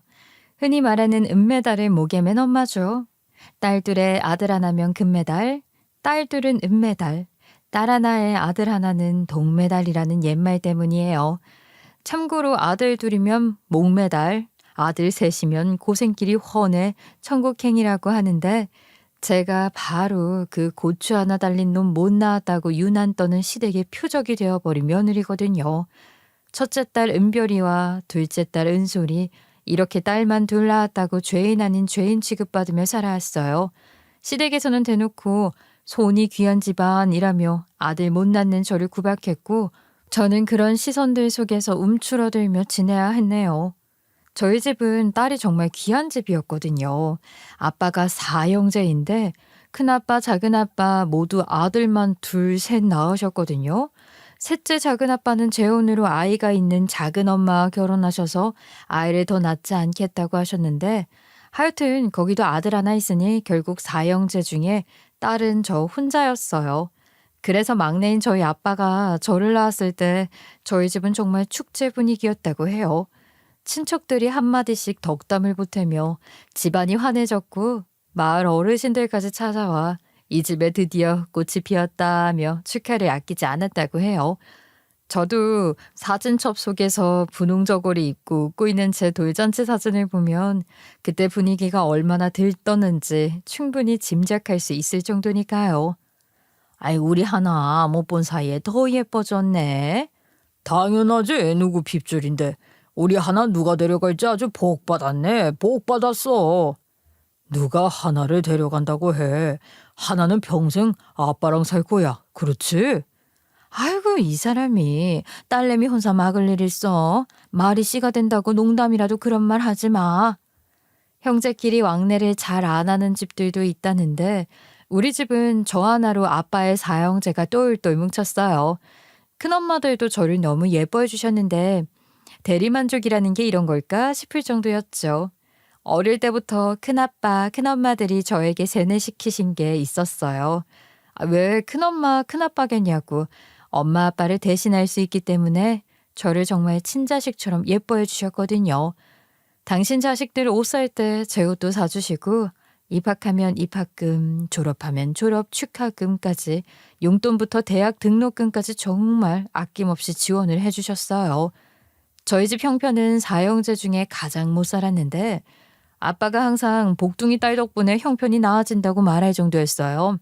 어떻게 보면 아빠 형제 우애가 깊은데 남자들이라 자존심 상할까봐 도와주지 못하는 상황에서 딸인 제가 생겼으니까 제 핑계 삼아 도와주신 것 같기도 해요.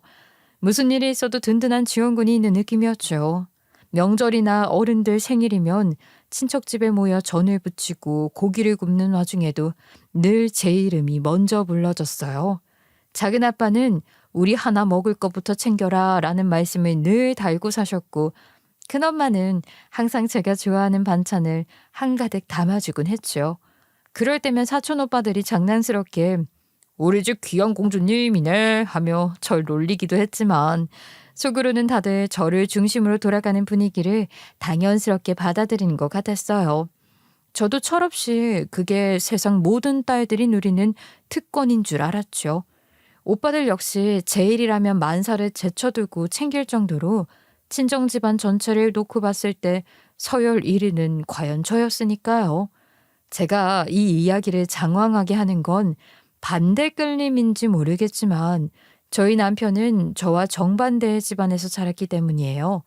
남편을 만난 건 아주 어릴 때로 저희는 동네 친구였거든요. 그래서 저희 집안에 딸이 귀한 걸 남편도 알고 있었고 반대로 남편 집안에는 아들이 귀하다는 건 저도 알고 있었어요. 그 집은 딸이 귀한 우리 집과는 달리 아들을 얻기 위해 애써온 분위기가 짙게 배어 있었거든요. 사돈댁 모임에서조차 아들 이야기가 빠지지 않을 만큼 남편은 태어나면서부터 집안의 보물이었던 셈이죠. 옛날에는 놀이터라는 것보다 공터가 더 익숙했는데 서울에도 밭이 있는 곳들이 많아서 그곳이 사라지고 신도시가 들어설 무렵 자랐거든요.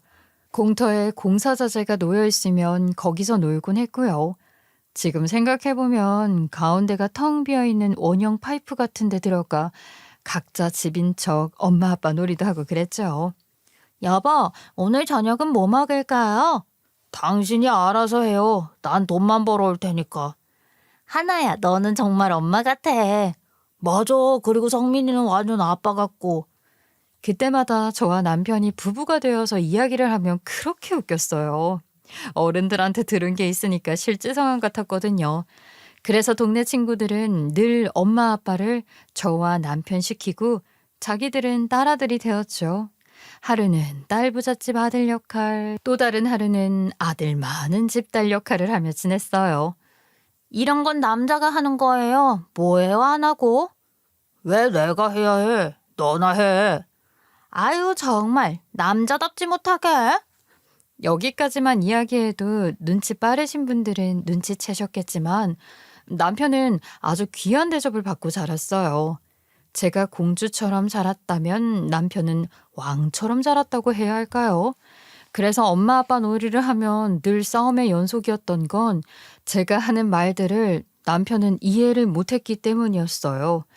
저는 당연히 남자가 해야 할 일이라고 생각했던 걸 남편은 당연히 엄마가 해주셨으니 늘 평행선이었던 거죠.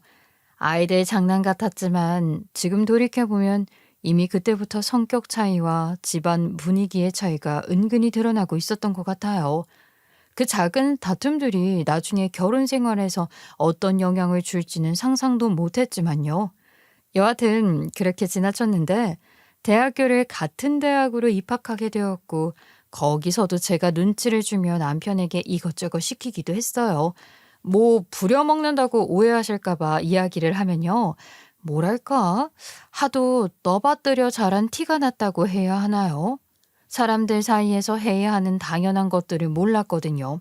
이를테면 회의하려고 자리에 앉아서 누군가 음료를 사와서 돌리면 안쪽으로 음료수가 골고루 들어가도록 넘겨야 하는데 어찌 된 게 이 인간은 딱 자기 앞에 있는 것만 받아서 미리 먹고 앉았어요. 배려라는 걸 받아만 봤으니 아무런 생각이 없었던 거죠. 다른 친구들이 어이없다는 듯 쳐다보는 순간에도 남편은 전혀 눈치채지 못하고 웃고만 있었어요. 그 모습이 답답하면서도 한편으로는 순진해 보였고 그래서 더 갈궈야겠다는 생각이 들었던 것 같아요. 다른 사심이 있었다기보단 사람 만들고 싶다는 갈망이 더 그때는 강했다는 게 맞을 것 같아요. 물론 그 과정이 항상 부드럽지만은 않았지만요. 제가 잔소리 섞인 말을 하면 남편은 삐죽거리다 며칠 뒤에야 조금씩 고쳐 나갔거든요. 그래도 변화가 눈에 보일 때마다 내가 괜히 곁에 있는 게 아니구나 하는 묘한 뿌듯함이 생기기도 했네요. 야, 김성민, 너 지금 뭐 하는 거야? 응? 뭐가? 음료수 혼자 먹고 앉아있으면 어떡해? 마시라고 준 거 아니야? 너 언제 사람 될래 정말? 알겠어, 알겠다고. 다음부터 조심할게. 그래서 저는 갈구기도 참 많이 갈구면서 그 옛날 엄마 아빠 놀이할 때처럼 어이구 인간아 언제 사람 될래? 라는 생각으로 이것저것 코치를 했어요.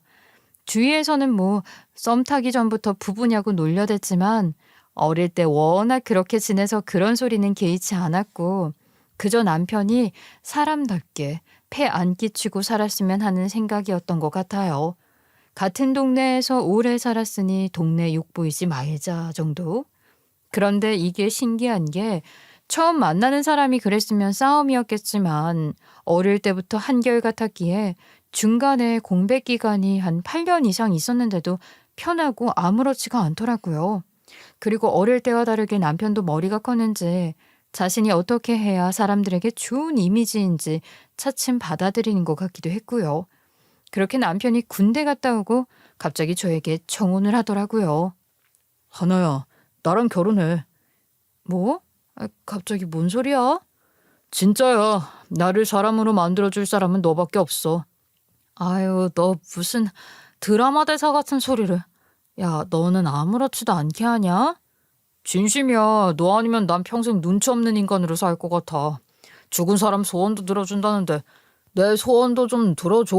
응? 그 말을 듣는데 순간 가슴이 쿵 내려앉는 느낌이었어요. 농담 같으면서도 진심 어린 눈빛이었거든요. 그동안 투덜거리며 인간은 언제 철들래 하던 제 말들이 이 사람의 마음을 붙잡은 거구나 싶더라고요. 당혹스러웠지만 생각해보면 저도 남편이 꽤나 편하고 좋아했던 것 같아요. 익숙함을 사랑이라고 말하긴 그렇지만 이 사람처럼 내 말 잘 듣고 나를 필요로 하는 사람이 또 있을까 싶더라고요. 그렇게 결혼한다고 했을 때 시댁에서는 저를 쌍수 들고 반겼어요. 아들 많은 집 딸이기 때문에 손귀한 집의 대를 이어줄 귀한 몸이라나요? 친정 부모님 역시 저를 귀하게 여겨주는 시부모님을 보며 마음을 놓으셨고요. 어머나, 우리 하나 정말 예쁘네. 선기한 우리 집에 복덩이가 왔어. 그래, 우리 성민이가 정말 좋은 사람을 만났구나. 아이고, 고맙습니다. 잘 부탁드려요. 우리 하나 잘 부탁드립니다. 부족하지만 많이 예뻐해 주세요. 양가가 웃음꽃을 피우며 화기애애하게 인사하는 모습을 보니 저는 잠시 동화 속 주인공이 된 듯했어요. 딸 귀한 집과 아들 귀한 집이 이렇게 잘 맞을 수 있나 싶었죠. 단 하나, 아들 귀한 집이라 혹시 시집살이를 시키면 어떻게 하나 저희 부모님이 걱정을 안 하신 것도 아니지만 한 동네 사람이다 보니 그 집이 어떤 집인지 아니까요. 하지만 시부모가 알랑방구기고 남편이 성실하고 집에 오면 아직 눈치를 보며 알아서 하지는 못해도 제가 죽으라면 죽는 신용까지 하는 사람이었으니 결혼이 무난하게 이루어졌어요. 손이 귀한 집이라 아들에 대해서 유난 떠는 거 외에 시아버지도 동네에서 성품 좋으시다고 평도 있고 사회생활도 꽤 높은 직급까지 올라가실 정도로 성실하셨으니까요. 결혼할 때 여자는 그 집 엄마를 보고 남자는 그 집 아빠를 보라는 말처럼 문제되는 게 없으니 결혼을 했어요. 그렇게 행복만 있을 줄 알았는데 생각보다 인생은 꽃길이 아니더라고요. 가시밭길이라고 해야 하나요? 좋은 일만 있을 것 같았는데 꼭 그렇지는 않더라고요. 결혼하자마자 허니문 베이비로 아기가 들어섰는데 그때만 해도 양가 집은 잔치집 분위기였어요. 저희 집은 손이 귀한 집안은 아닌데 오빠가 아직 결혼을 안 했었고 제가 먼저 결혼했기에 손주 보는 재미가 있다고 친구들한테 자랑해서 부러웠는데 당신도 드디어 손주를 본다고 하시면서 부모님이 신나하셨거든요. 근데 시댁은 더 했어요. 손 귀한 집에 결혼하자마자 선물을 안겨주니 이보다 더 복스러운 며느리가 어딨냐며 환대도 그런 환대가 없었거든요. 아직 배가 나온 것도 아닌데요. 시어머니는 배 태를 보면 역시 아들 배라고 만족해 하시는 등 유난도 그런 유난이 없었네요. 마치 제가 대단한 업적이라도 세운 사람처럼 칭송받는 기분이었죠. 그런 시어머니의 기세에 시댁 친척들은 저를 둘러싸고 이 집안의 복덩이라며 입에 침이 마르도록 칭찬했을 정도니까요. 어머님, 아직 성별은 모르니까 딸이면 어떻게 하시려고 그러세요? 아유, 뭔 소리야. 당연히 아들이지. 그래도 혹시 모르잖아요. 아들 많은 집에서 딸이 나오기가 더 어렵다는 건 모르니? 걱정 마라. 우리 첫 손자 틀림없으니까. 얘는 애 들으면 서운할라. 그런 소리 말고 우리 손주 건강하게 나오는 데만 집중해. 알았지? 그때마다 저는 웃기도 했지만 한편으론 부담스럽기도 했어요. 아직 성별도 모르는데 만약 딸이라면 그래도 이렇게 기뻐해 주실까? 불현듯 불안함이 생기기 시작했거든요. 시간이 지날수록 더 확고해지는 시어머니 모습을 보며 왠지 모르게 저는 더 걱정되었던 것 같아요. 그렇게 몇 달이 더 지나 성별을 알 수 있는 달수가 다가오자 시어머니는 함께 산부인과에 가자고 하셨어요. 어련히 너 혼자도 잘 갈까? 그거는 나도 알아. 너 걱정돼서 가는 거 아니고. 우리 손자 첫인사하러 가는 거니까 신경 쓰지 마. 시어머니가 완강하게 고집을 부리셔서 결국 같이 가게 되었는데 초음파 검사를 하는데 시어머니가 성별을 물어보더라고요. 성별을 알려주는 건 불법이라 알려드릴 수는 없어요. 아, 그래요? 그러면 분홍색, 파란색 어떤 건지 색상으로라도. 그런데 그 순간 화면에 고추 모양이 보이는 거였어요. 누가 봐도 고추였기에 시어머니는 활짝 웃으셨고 의사 선생님은 그 부분을 좀 더 확대해서 보여주며 더 이상 말을 안 하겠다고 하셨어요. 그때 병실은 작은 축제처럼 변했어요. 시어머니는 손뼉까지 치며 환호를 했고 남편은 민망한 듯 웃었지만 어쩐지 마음 한켠이 놓은 표정이 역력했죠. 봤지? 아우, 내가 뭐라고 했어. 어머, 정말 아들인가 봐요. 아기 용품은 파란색으로 준비하시면 될 것 같습니다. 그건 누가 봐도 아들이라는 소리였기에 그때부터 완전 저는 집안에서 왕으로 군림 아닌 군림을 했어요. 제가 원하지 않아도 저를 떠받들며 뭐든지 해줄 기세였으니까요. 시어머니는 매일같이 태교 음식을 해다 주시고 무거운 거 들지 말라며 집안일도 다 대신 해주시더라고요. 우리 며느리 힘들면은 안 되지. 왕자님이 뱃속에 있는데. 그래, 그거 조심해야 해. 저손자인데. 그렇게 출산일이 다가왔고 예정일보다 빨리 출산하게 됐어요. 출산일을 5일 앞두고 양수가 터졌거든요. 아침에 화장실 갔다가 좀 더 자려고 누웠는데 고요한 그 새벽에 갑자기 뚝 하는 소리가 들렸어요. 뭐지? 싶었는데 다리 사이로 물이 흐르기 시작하더라고요. 당황한 저는 화장실로 갔는데 조금씩 나오는 물은 맑은 액체가 아니라 진녹색이었어요. 순간 등골이 서늘해졌고 책에서 읽었던 위험 신호가 막 머릿속을 스치고 아이가 무사할지 불안감이 밀려왔어요. 뭔지 모르지만 일단은 양수가 터져서 병원에 가야 한다는 건 출산책을 봐서 알고 있었기에 우선 병원에 전화를 했죠. 양수가 터진 것 같은데요. 근데 액체가 투명하지가 않아요. 어머, 어떤 색상인데요? 녹색, 풀색 같은 거예요. 아유, 아이가 태변을 봐서 양수 기능이 잃어 터진 것 같아요. 빨리 오세요. 그렇게 병원으로 가는데 걱정스러운 제 마음과 다르게 시어머니는 귀까지 입에 걸리셨더라고요. 아이고, 우리 왕자님 성격 급하네. 빨리 나오고 싶어서 그새를 못 참고 질러버렸네. 아이고, 그것만 봐도 장군감이야. 자기 태어날 날은 지가 탁 정해버리잖아. 산부인과에 도착을 했더니 응급 상황이라며 분주하게 움직이시더라고요. 태변을 보면 아이를 빨리 빼내야 하는데 촉진제를 맞아도 제 몸이 준비가 안 되었는지 도통 골반이 열릴 기미가 안 보여 결국에는 제왕절개를 하게 되었어요. 수술이 끝나고 마취가 덜 풀려서 비몽사몽한 가운데 병실로 옮겨지는데 남편이 너무 예쁘다고 말하는 거였어요. 그러면서 어렴풋이 우리 공주님 이라는 말이 들렸고 저는 당황해서 반문을 했죠. 아들인데 왜 공주라고 해? 아니야, 딸이야. 뭐라고? 알고 보니까 그런 경우가 있다고 해요.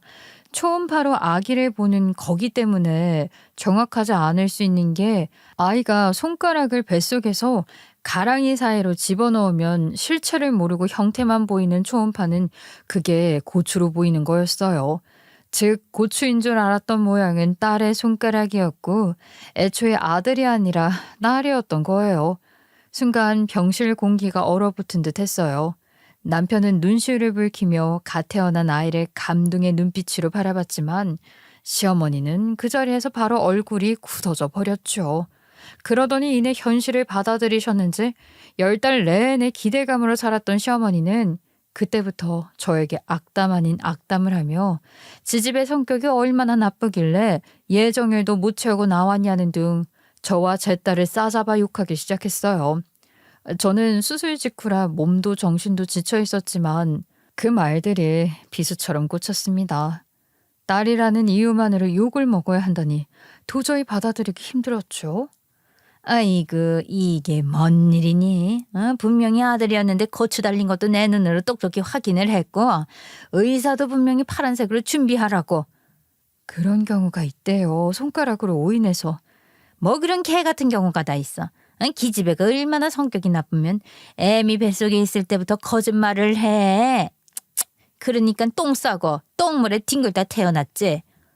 네? 어머니, 아니 그걸 지금 말이라고 하세요?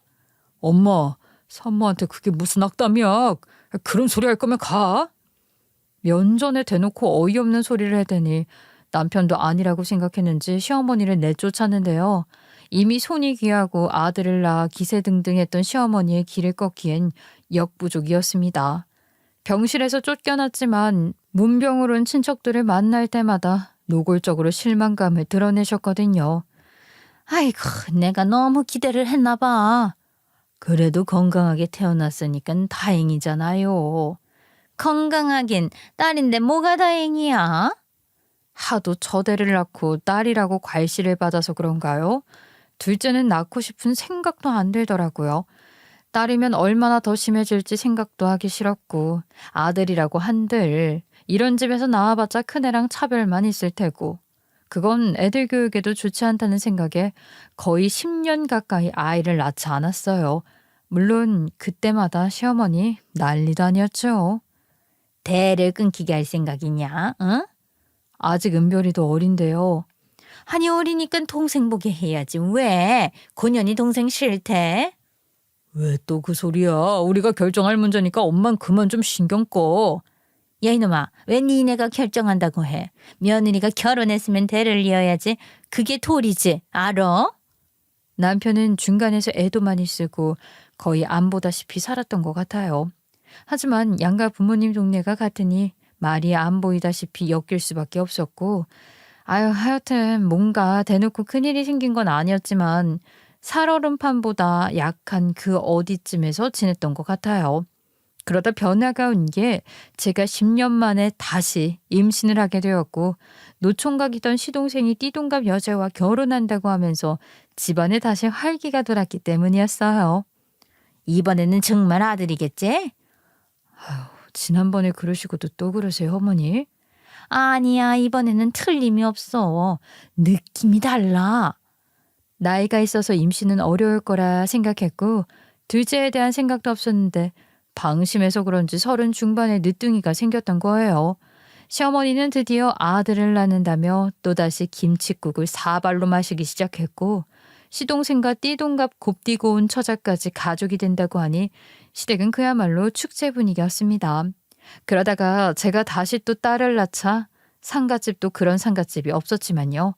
암튼 세상에선 딸 둘 낳은 걸 은메달이라고 하지만 이 시댁에선 정말 이 목메달이었어요.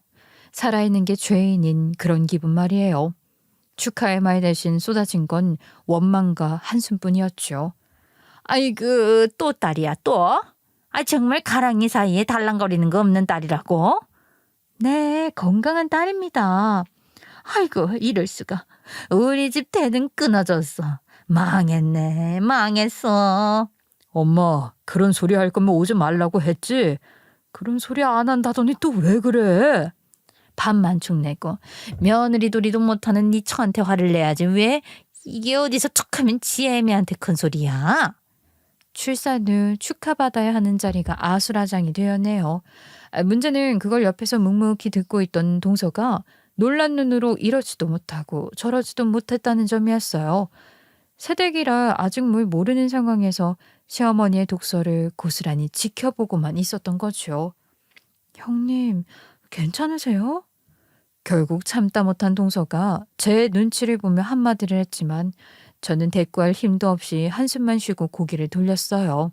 저는 결국 그렇게 말하면서 나오기까지 했네요. 10년을 참았지만 이제는 더 이상 참을 수 없었거든요. 특히 새로 들어온 동서 앞에서까지 그런 말을 들을 순 없었어요. 그리고 결국 그 화살이 시어머니에게 돌아갔죠. 어머니, 나가세요. 그렇게 제 꼴, 제 딸들 꼴 못 보시겠다면 다신 찾아오지 마세요. 저도 안 가겠습니다. 자기야, 나 쉬고 싶어. 어머님 그만 나가라고 해. 큰애를 제왕절개로 낳아더라.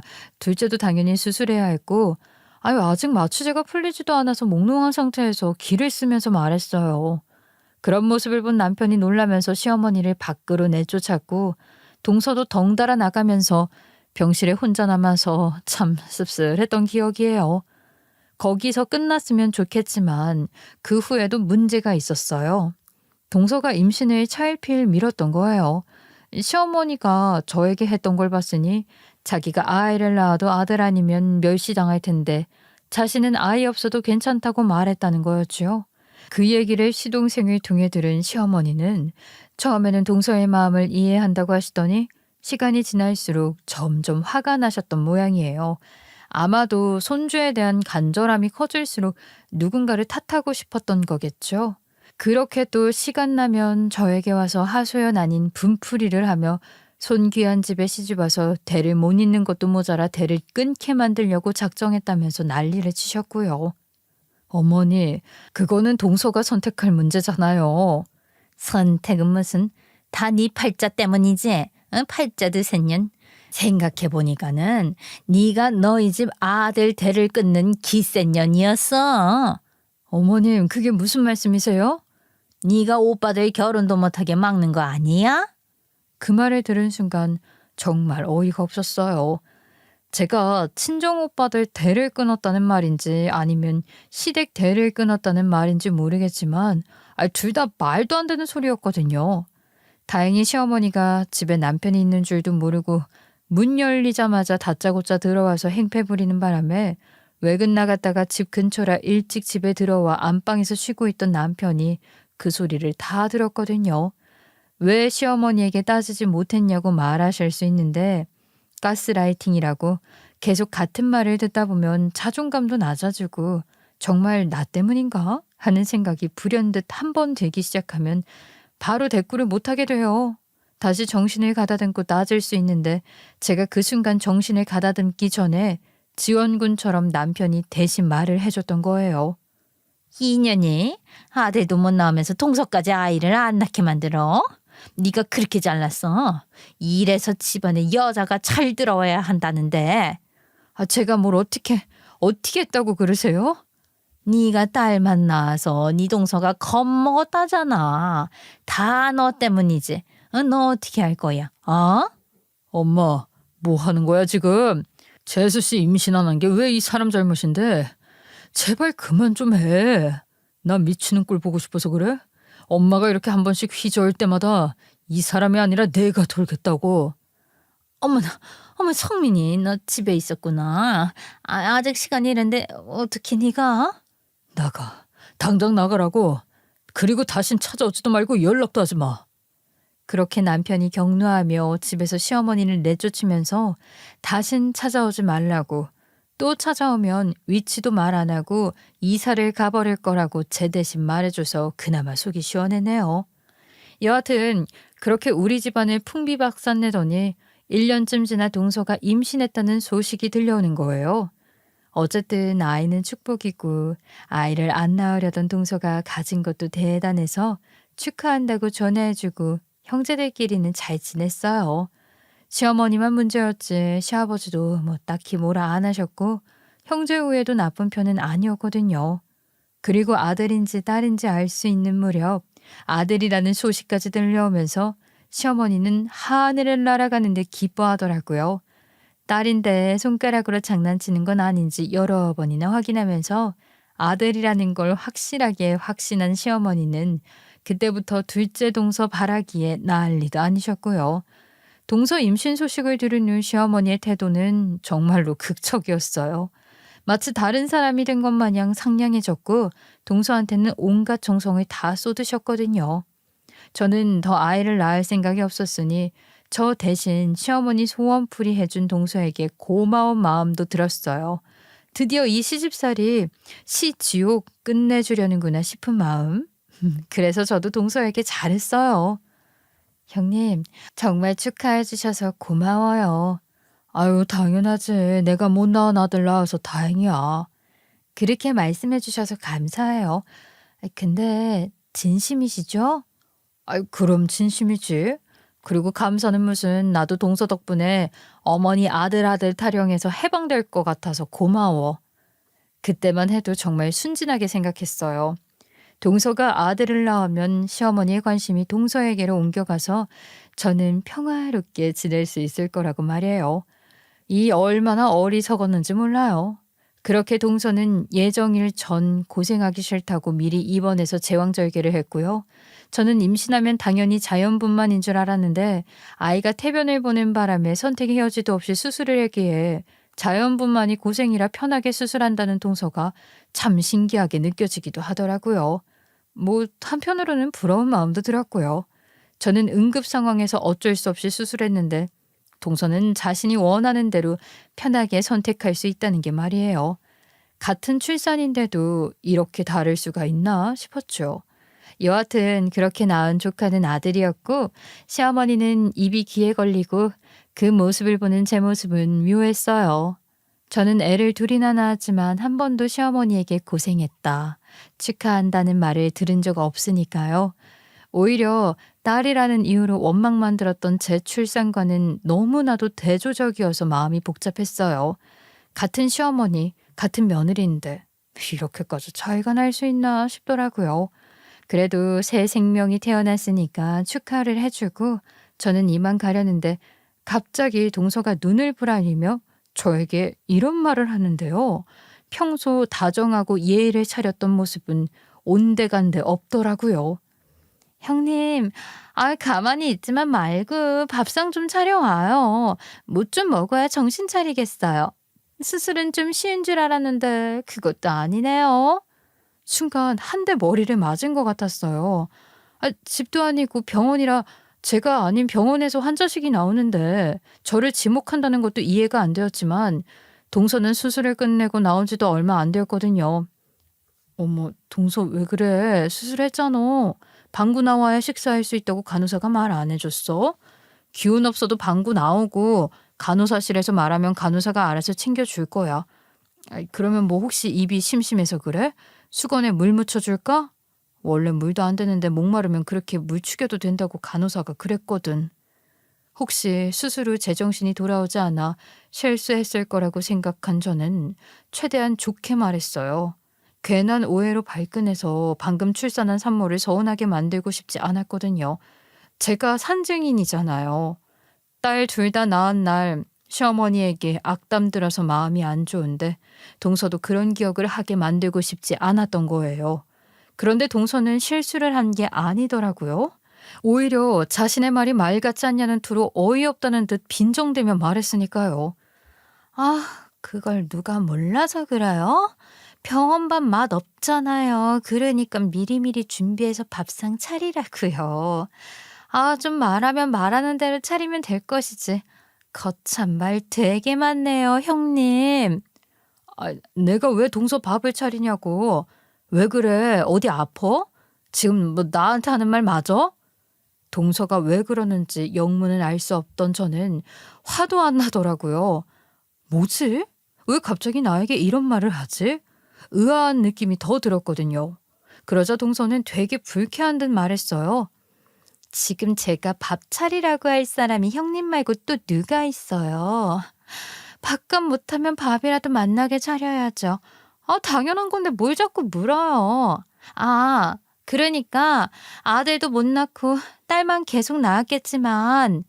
순간 저는 피가 거꾸로 솟으면서 인연이 미쳤나 싶었어요. 아무리 시어머니가 저를 멸시하고 사람 취급도 안 했다지만 저보다 어린 년이 눈에 뵈는 게 없어도 이렇게 없나 싶었던 거예요. 제가 시어머니한테 당했던 그 모든 악담을 고스란히 저에게 쏟아내는 모습이 정말 충격적이었거든요. 마치 시어머니의 후계자라도 된 듯한 태도에 온몸에 치가 떨렸어요. 시어머니는 옆에서 동서 말을 듣고도 말리기는커녕 고개를 끄덕이며 동조를 하고 있었고 그 모습을 보니까 더욱 기가 막혔죠. 저는 아무 말 없이 병실을 나왔어요. 더 이상 그 자리에 있을 수 없었거든요. 그리고 몇 시간이 지나지 않아 저는 다시 동서 병실로 들어갔어요. 그때는 혼자가 아니라 동서가 낳은 진짜 애 아버지와 함께였죠. 다들 상황을 이해하지 못해 의아했지만 당사자인 조카의 아버지와 동서는 서로 마주보는 순간 무슨 일이 벌어진 줄 알았으니 서로 막말을 일삼았고 잔치집 같던 시댁은 그 자리에서 아수라장이 되어버렸어요. 모두가 입을 다물지 못한 채 개판 5분 전이 벌어진 거였죠. 사실 이런 말까지 하는 게 좀 어떻게 받아들이실지 모르겠는데 가지 많은 나무에 바람 잘 날 없다고 남자들이 많은 집안이다 보니까 그중에는 안 좋은 길로 빠진 친척 오빠도 있긴 했어요. 집안과 관련된 일이니 어느 집 몇째라고 콕 집어 말하진 않겠지만 그리고 오해하실까봐 말하자면 지금은 정신 차리고 지방에서 작게 정육점 하며 잘 살고 있으니 친척 오빠에게 안 좋은 댓글 다시는 건 좀 참아주셨으면 한다는 말만 덧붙일게요. 여하튼 서방님 결혼식이 끝나고 얼마 지나지 않아 저희 친정 가족들 모임이 있었어요. 그 친척 오빠는 지방에서 산다며 가족 모임 잘 안 나왔었거든요. 근데 저는 알아요. 자신이 전에 안 좋은 일을 했었기에 오기 민망했다는 걸. 그래서 일부러 더 불렀어요. 가족끼리 그런 게 어딨냐며 끈질기게 연락을 했더니 못 이기는 척 친척 오빠가 와서는 반가웠는데 어린 시절로 돌아간 듯 저를 놀리기 시작했죠. 아이고 우리 하나 못 본 사이 이제 완전 아줌마가 다 됐네. 야 길 가다 보면 너 못 알아보겠다. 아이 무슨 소리야. 나 아주 젊어. 어릴 때 오빠들이 못난이 공주라고 놀렸는데 이제는 공주는 아니고 못난이만 남은 것 같다.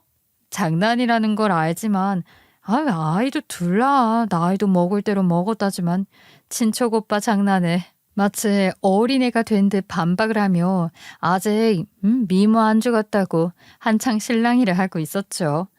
그런데도 못 믿겠다는 투로 오히려 체념한 듯 그렇게 생각하세요 하는 그런 왜 무시 말투 있잖아요. 그렇게 친척 오빠가 말투를 바꾸니 저도 욱해서 얼마 전에 결혼식 때 사진을 보여줬죠. 오빠 봐봐 내가 애 엄마라 꾸미지 못해서 그렇지.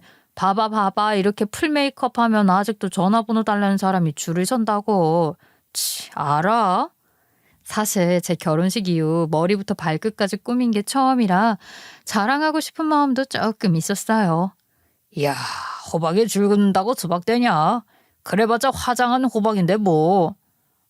진짜 됐어. 그렇게 놀릴 거면 그만 봐. 야 근데 잠깐만 다시 줘봐. 예쁘다는 그 한마디가 듣고 싶은 마음에 보여준 사진으로 오히려 핀잔만 들으니 마음이 상해 핸드폰을 빼앗으려고 했는데요. 친척 오빠가 놀라면서 다시 핸드폰을 가져가는 거예요. 그러더니 동서를 보고 이 여자가 동서냐고 물으면서 한참을 보길래 왜 그러냐고 물었더니 그건 또 아니라고 말하는 거예요. 예뻐서 봤다. 나이 차이 꽤 나 보이는데. 띠동갑이야. 아 그래? 그리고 지나쳤는데 가끔 저에게 안부 전화하면서 별일 없지? 이런 알 수 없는 말을 하는 거예요. 그 친척 오빠가. 평소 연락을 자주 하는 친척 오빠였다면 지나쳤겠지만 앞에서 말했듯 그러지 않은 오빠였으니 이상하다 싶었죠. 그때마다 당연히 아무 일도 없다고 말하기를 몇 번이나 반복하다가 한 번은 대체 무슨 일 때문에 그러나 싶어 사촌 오빠를 보러 가야겠다고 생각하게 되었던 거예요. 뭔가 꿍꿍이가 있는 것 같은데 전화로 물어보면 또 얼버무릴 거고 가족들 모임에서 이야기할 것도 아니기에 정육 좀 한다는 소리만 들었지 가본 적도 없어 겸사겸사 친척 오빠 가게에 놀래켜 주러 갔는데 생각보다 더 놀라는 친척 오빠를 보고 뿌듯하기도 했지만 뭔가 한편으론 또 이상했어요. 전화했으면 오빠가 올라왔을 거라며 반가움보다는 뭔가 숨기는 듯한 그런 느낌이었으니까요. 그래도 별탈 없이 이야기하고 둘러보는데 순간 가게 밖으로 낯익은 사람이 지나가는 것 같았어요. 왜 사람의 촉이 있잖아요. 정확한 실루엣이 아니어도 나 저 사람 아는 것 같은데 하는 촉이요. 그래서 뒤를 돌아보는데 글쎄 동서였어요. 모자를 눌러 쓰긴 했는데 분명 동서라 가게 문을 열고 나가려는데 친척 오빠가 저를 붙잡는 거예요. 하나야 잠깐만. 왜? 이따 얘기해. 우리 동서 지나간 것 같아서 그래. 아니 무슨 일로 이 동네 왔나 궁금하기도 하고. 아니야 다른 사람이야. 순간 뭐지? 싶더라고요. 친척 오빠는 사진으로 한 번 봤는데 다른 사람이라고 단호하게 말하는 모습에서 직감적으로 뭔가 알고 있다는 생각이 들었어요. 그래서 뭐냐고 이래서 결혼식 사진 보고 말 아끼고 전화해서 무슨 일 없냐고 염탐했던 거냐고 따지듯 물어봤죠. 오빠 뭔가 알고 있는 거지 그렇지? 뭔데 그래 하나야 이런 말 하기가 좀 그런데. 뭔데 말해봐. 친척 오빠는 사실 이 지역에 예전부터 형님으로 모시는 분이 있었다며 동서가 형수님이라고 말을 하는 겁니다. 순간 저는 무슨 말도 안 되는 소리냐며 반문을 했고 친척 오빠는 금방 전에 지나가는 거 봐서 알지 않냐고 하더라고요. 그러면서 오빠가 모셨던 그 형님은 자기처럼 이걸 청산할 생각이 없었고 형수님은 떳떳하게 살고 싶다고 말하면서 청산하지 않으면 제대로 된 남자 만나 결혼할 거라며 헤어졌다고 들었는데 결혼이 잘 안 된 건지 결혼을 안 한 건지 모르지만 여전히 종종 오는 모습을 보며 늘 그렇듯 그냥 또 만나는구나 라고 생각만 했다고 했죠. 그런데 제가 서방님 결혼식 사진을 보여줬고 그 속에 동서, 아니 그 형수가 있었으니 친척 오빠도 머릿속이 복잡했던 것 같더라고요. 그리고 문득 여자의 촉이 무서운 게 동서의 임신이 떠오르면서 서방님의 출장이 잦는데 라는 의문까지 들기 시작했습니다. 임신할 타이밍이 아닌데 임신을 했다는 건, 그리고 헤어지자고 말하면서 여전히 여길 내려온다면, 그런 생각들이 머릿속을 어지럽혔어요. 하지만 이내 고개를 절레절레 흔들며 제가 막장 드라마나 영화를 너무 많이 봐서 그렇다고 생각하고 넘겼어요. 근데 막상 동서가 아이를 낳고 보니 시동생을 닮은 구석이 별로 없는 겁니다. 시댁이나 주변에서는 외가를 탔다고 지 엄마를 쏙 빼닮았다고 말했는데 저는 이미 친척 오빠로 인해 소식을 알고 있잖아요. 그리고 우연인지 친척 오빠가 저를 버스 터미널까지 데려다 준다고 하면서 누군가를 보고 인사를 했는데 그 사람이 바로 오빠가 모셨던 그 형님이었어요. 잠시 스쳤지만 동서의 아이를 보는 순간 그 사람이 탁 떠오른 겁니다. 딱 봐도 그림 나오는 거잖아요. 그 순간 저는 확신이 들었어요. 동서 아이와 그분의 닮은 정도가 심상치 않았으니까요. 그래서 동서가 저에게 그딴 말을 했을 때 밖으로 나와 친척 오빠에게 연락을 했던 거죠. 오빠, 그분 있잖아. 왜 그 오빠가 모셨다던 그 형님분 연락처 좀 알려줘. 왜? 무슨 일인데? 동서 일 때문이야. 확인하고 싶은 게 있어. 하나야, 그 괜한 일에 끼어들지 마라. 이미 끼어든 게 아니라 당한 거야. 당한 채로 있을 수 없잖아. 더군다나 내 남편 동생 일이야. 사실을 밝혀야지. 정황상 너무 뻔했던 게 그 사실을 알려준 후 친척 오빠가 마치 첩보원이 된 듯 동서가 내려갈 때마다 저에게 전화해서 알려줬거든요. 임신 시기에 시동생과 함께 있던 날보다 거기 내려간 날이 더 많았으니까 매박이었던 거죠. 암튼 그렇게 그 형님에게 전화해 사정을 말한 후에 와보셔야 할 것 같다고 했더니 그분도 더 이상 묻지 않고 알았다고 답을 하더라고요. 아마 그간 변화들로 자신이 모르는 어떤 일이 있었을 거라 추측하는 듯 했고 제가 다른 사람도 아니고 친척 오빠를 말하고 사촌 동생이라고 신원을 밝히니 의심보다는 확인이 먼저 필요하다는 걸 본능적으로 아시는 것 같았어요. 그렇게 그 형님이란 사람이 병원에 도착을 한 후 병실에 저와 함께 들어갔을 땐 예상하셨던 것처럼 병원은 아수라장이 되었던 거예요. 그분 건장하고 여기저기 험악한 그림도 몸에 좀 그리셨고 여하튼 누가 봐도 딱 그런 데서 일하시는 분이셨으니까요. 당신이 여길 어떻게 알고? 이런 수작 부리려고 그동안 아프다는 핑계를 피했던 거냐? 아니, 나 모르게 내 자식 낳아서 뻐꾸기처럼 다른 새끼한테 키우게 하려고? 아니 이게 다 무슨 소리냐? 어머님 오해해요. 제가 전에 알던 사람인데 이 사람이 어디서 이상한 소리를 듣고 이러는 거예요. 뭐? 전에 알던 사람? 야, 너는 알던 사람이랑 자고 애까지 낳냐? 동서와 형님이라는 그 사람은 살얼음판을 걷듯이 말을 주고받았는데 그 사이에서 무슨 상황인지 알려고 애쓰는 시어머니는 그 형님에게 아무 말 못하고 동서에게만 윽박을 지르시더라고요. 그러면서 또 그 형님이 한마디 하면 깨갱하듯 눈치를 보셨는데 아유 참 그 모습이 정말 웃기기도 했고요. 개판 5분 전이 따로 없었어요. 그런데 그거 아세요? 피는 물보다 진하다는 거. 유전자 검사 소리가 나오기도 전에 그 형님은요 조카를 보자마자 딱 자기 어릴 때 모습이라고 말을 하는 겁니다. 말도 안 되는 소리 하지 마. 얘는 왜 타기를 했어? 누구 피 말라 죽는 꼴 보고 싶어서 그래? 동서는 마지막까지 발악을 했죠. 하지만 유전자 검사 결과 정말 그 형님이란 사람의 아이가 되면서 자연스럽게 이혼 수순을 밟게 되었죠.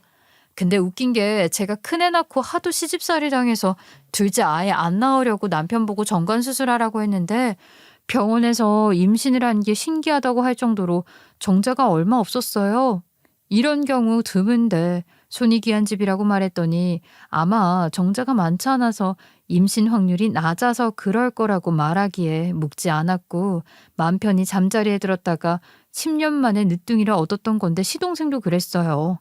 남편이 1년 동안 아이를 갖지 않아서 말하니까 동서가 그런 생각을 갖는다고 시동생이 답하면서 사실 나이가 있어서 결혼 전에 검사 받으러 갔었는데 남편과 똑같은 소리를 들었다고 그래서 서두르지 않고 우리는 애 없어도 괜찮다고 생각한다며 딩크까지 생각했다고 하더라고요. 근데 임신이었으니 시동생도 반신반의하면서도 좋아했었는데 사실 자신의 애가 아니었던 거죠. 그 모든 걸 알게 된 시어머니는 드러누우셨고 시아버지는 당신 탓이라며 한탄하는 모습을 보이셨어요. 결국엔 손 귀한 집이라고 그렇게 아들만 찾던 시댁이 정작 아들들은 아이 갖기 어려운 체질이었던 거였죠. 그렇게 집안은 풍비박산 날 듯 강렬한 폭풍이 지나간 후 며칠간은 정말 조용했어요. 마치 태풍이 지나간 후에 고요함 같았죠. 시어머니도 시동생도 연락이 없었고 저희 집도 어수선한 분위기였거든요. 근데 갑자기 시어머니는 세상 둘도 없는 며느리라며 저를 대하기 시작하셨어요. 하나야, 아유, 내가 정말 미안해. 그 순간 시어머니 목소리가 떨리고 계셔서 저도 깜짝 놀라긴 했어요. 평생 강하기만 하셨던 분이 이렇게 약해 보이시는 모습이 처음이었거든요. 눈물까지 글썽이시는 걸 보니 정말 진심으로 후회하고 계시는 것 같았어요. 어머님, 갑자기 그게 무슨 말씀이세요? 며느리, 아니고 며느님아. 그동안 내가 얼마나 못됐는지, 왜 그렇게 못된 말들만 했었는지 미안하다. 정말로 미안해. 상처가 커서 아예 개가천선하신 건지 몰라도 속 안 썩이고 묵묵히 자기 할 일 다 하는 저 같은 며느리 없다고 말씀을 하시더라고요. 아들놈 키워봤자 며느리 잘못 들이면 뻐꾸기도 아니고 남의 새끼 키울 뻔했다며 당신 핏줄 천대해서 미안하다고 저에게 진심으로 사과하셨어요. 그동안 딸이라는 이유만으로 받았던 모든 상처들이 한꺼번에 치유되는 기분이 들긴 했죠. 물론 완전히 잊을 순 없지만 적어도 이제는 앞으로 나아갈 수 있을 것 같다는 희망이 생겼어요. 그리고 사과만 하신 게 아니라 우리 큰딸에게도 찾아와서 말씀하시더라고요.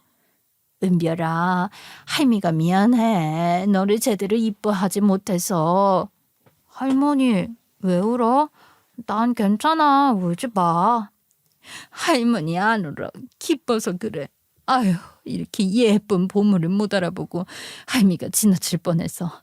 이제 할머니가 우리 은별이 하고 싶은 거라면 뭐든 다 해줄게. 정말? 나 할머니랑 놀러가서 좋은 추억 많이 만들고 싶은데 그래도 돼? 그래, 우리 은별이 할머니가 다 해줄게. 뭐든 말만 해. 그 모습을 보면서 정말 신기했어요. 사람이 이렇게까지 변할 수 있구나 싶었거든요. 예전 같으면 손녀라도 딸의 딸이니까 그냥 그러려니 하셨을 텐데 이제는 정말 소중하게 여기시는 게 눈에 보였어요. 우리 딸은 사실 냉대당한지도 몰라요. 제가 중간에서 모르게 안 데리고 가거나 적어도 핏줄이니 할머니에 대한 안 좋은 기억 잊지 말라고 했으니까요. 그래도 참 대견하게 잘 컸다고 생각하는 게 그럼 지금부터 좋은 추억 쌓자면서 어머니를 안아주더라고요. 그 모습에 또 시어머니 대성통곡하며 아들 키워도 이런 공감이나 위안 없었다면서 다 늙어 손녀에게 위로받는다고 평생 함께 산 시아버지보다도 다정하다고 아주 손녀 바라기가 되셨어요. 정말 극적인 변화였어요. 그 전까지는 손자만 기다리시던 분이 이제는 손녀가 최고라고 하시니까요. 가끔 시어머니가 손녀들과 노는 모습을 보면 제가 어릴 때 친정에서 받았던 사랑을 우리 딸들도 받는 것 같아서 뭉클했어요.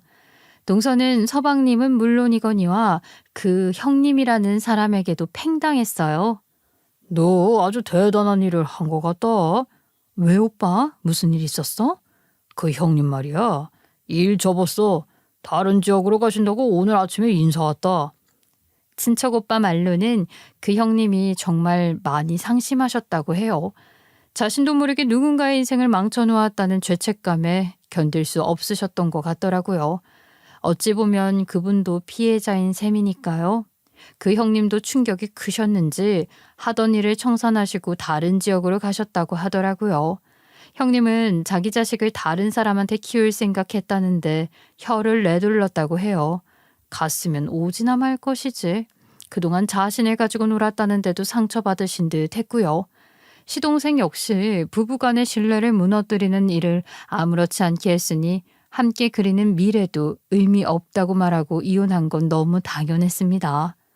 그래도 그 형님 나이가 있어서 아이는 자신이 키울 줄 알았는데 그것도 아니었나 봐. 아유, 그렇겠죠, 오빠. 뭐 떳떳하다고 애를 덥석 키운다고 하시겠어? 그래 맞다. 아빠여도 아빠 노릇 제대로 못한다고 생각하니까 한숨만 푹푹 쉬시다가 동네 소문 다 나서 그 얼굴 들고 못 다니시겠는지 다른 지역 가신다는데 아이 내가 괜히 짠하더라. 그러게, 어떻게 보면 그분도 피해자인데. 아유, 참 그렇다. 자신이 떳떳하게 못 사는데 늘 불만이었으니 이런 자기를 아빠라고 받아주지 않을 테니 아이를 키우지도 양육비를 보내지도 않겠다며 완전한 결별을 선언했다고 들었어요. 이 이야기를 전하는데 친척 오빠가 철이 없는 게 다행이라 제가 이 소식을 다 들을 수 있음을 기뻐해야 하는 건가 싶었어요. 그래도 뭐 어떡해. 자업자득인 걸 어떻게 해. 세상 재밌어하는 표정으로 시시콜콜 보고하는 모습을 아마 청취자분들이 봤으면 웃었을 거예요. 여하튼 그래서 동서는 친정에서 지낸다고 해요. 친정에서도 매일 잔소리 듣고 있다는데 갈 데 없으니 뭐 어쩌겠어요? 형수님, 저는 이제 결혼 안 할 거예요. 왜요? 꼭 모든 여자가 동서 같은 건 아니에요, 서방님. 저도 알아요. 형수님 같은 여자도 있다는 건. 그래도 제 인생의 결혼은 한 번으로 충분해요. 아, 결혼이 뭐 별거라고. 안 해본 것도 아니고 해봤으니까 된 거죠 뭐. 그 시어머니의 저에 대한 집착과 우리 딸들에 대한 집착이 좀 더 심해지셨어요. 물론 그러면서도 아들이 아니라 제삿밥은 못 얻어먹겠지만 하는 아쉬움은 있으신데 그마저도 살았을 때가 더 중요한 거 아니냐는 말로 단도리를 제대로 하셨는지 손녀들과 웃는 일상을 그저 감사해 하세요.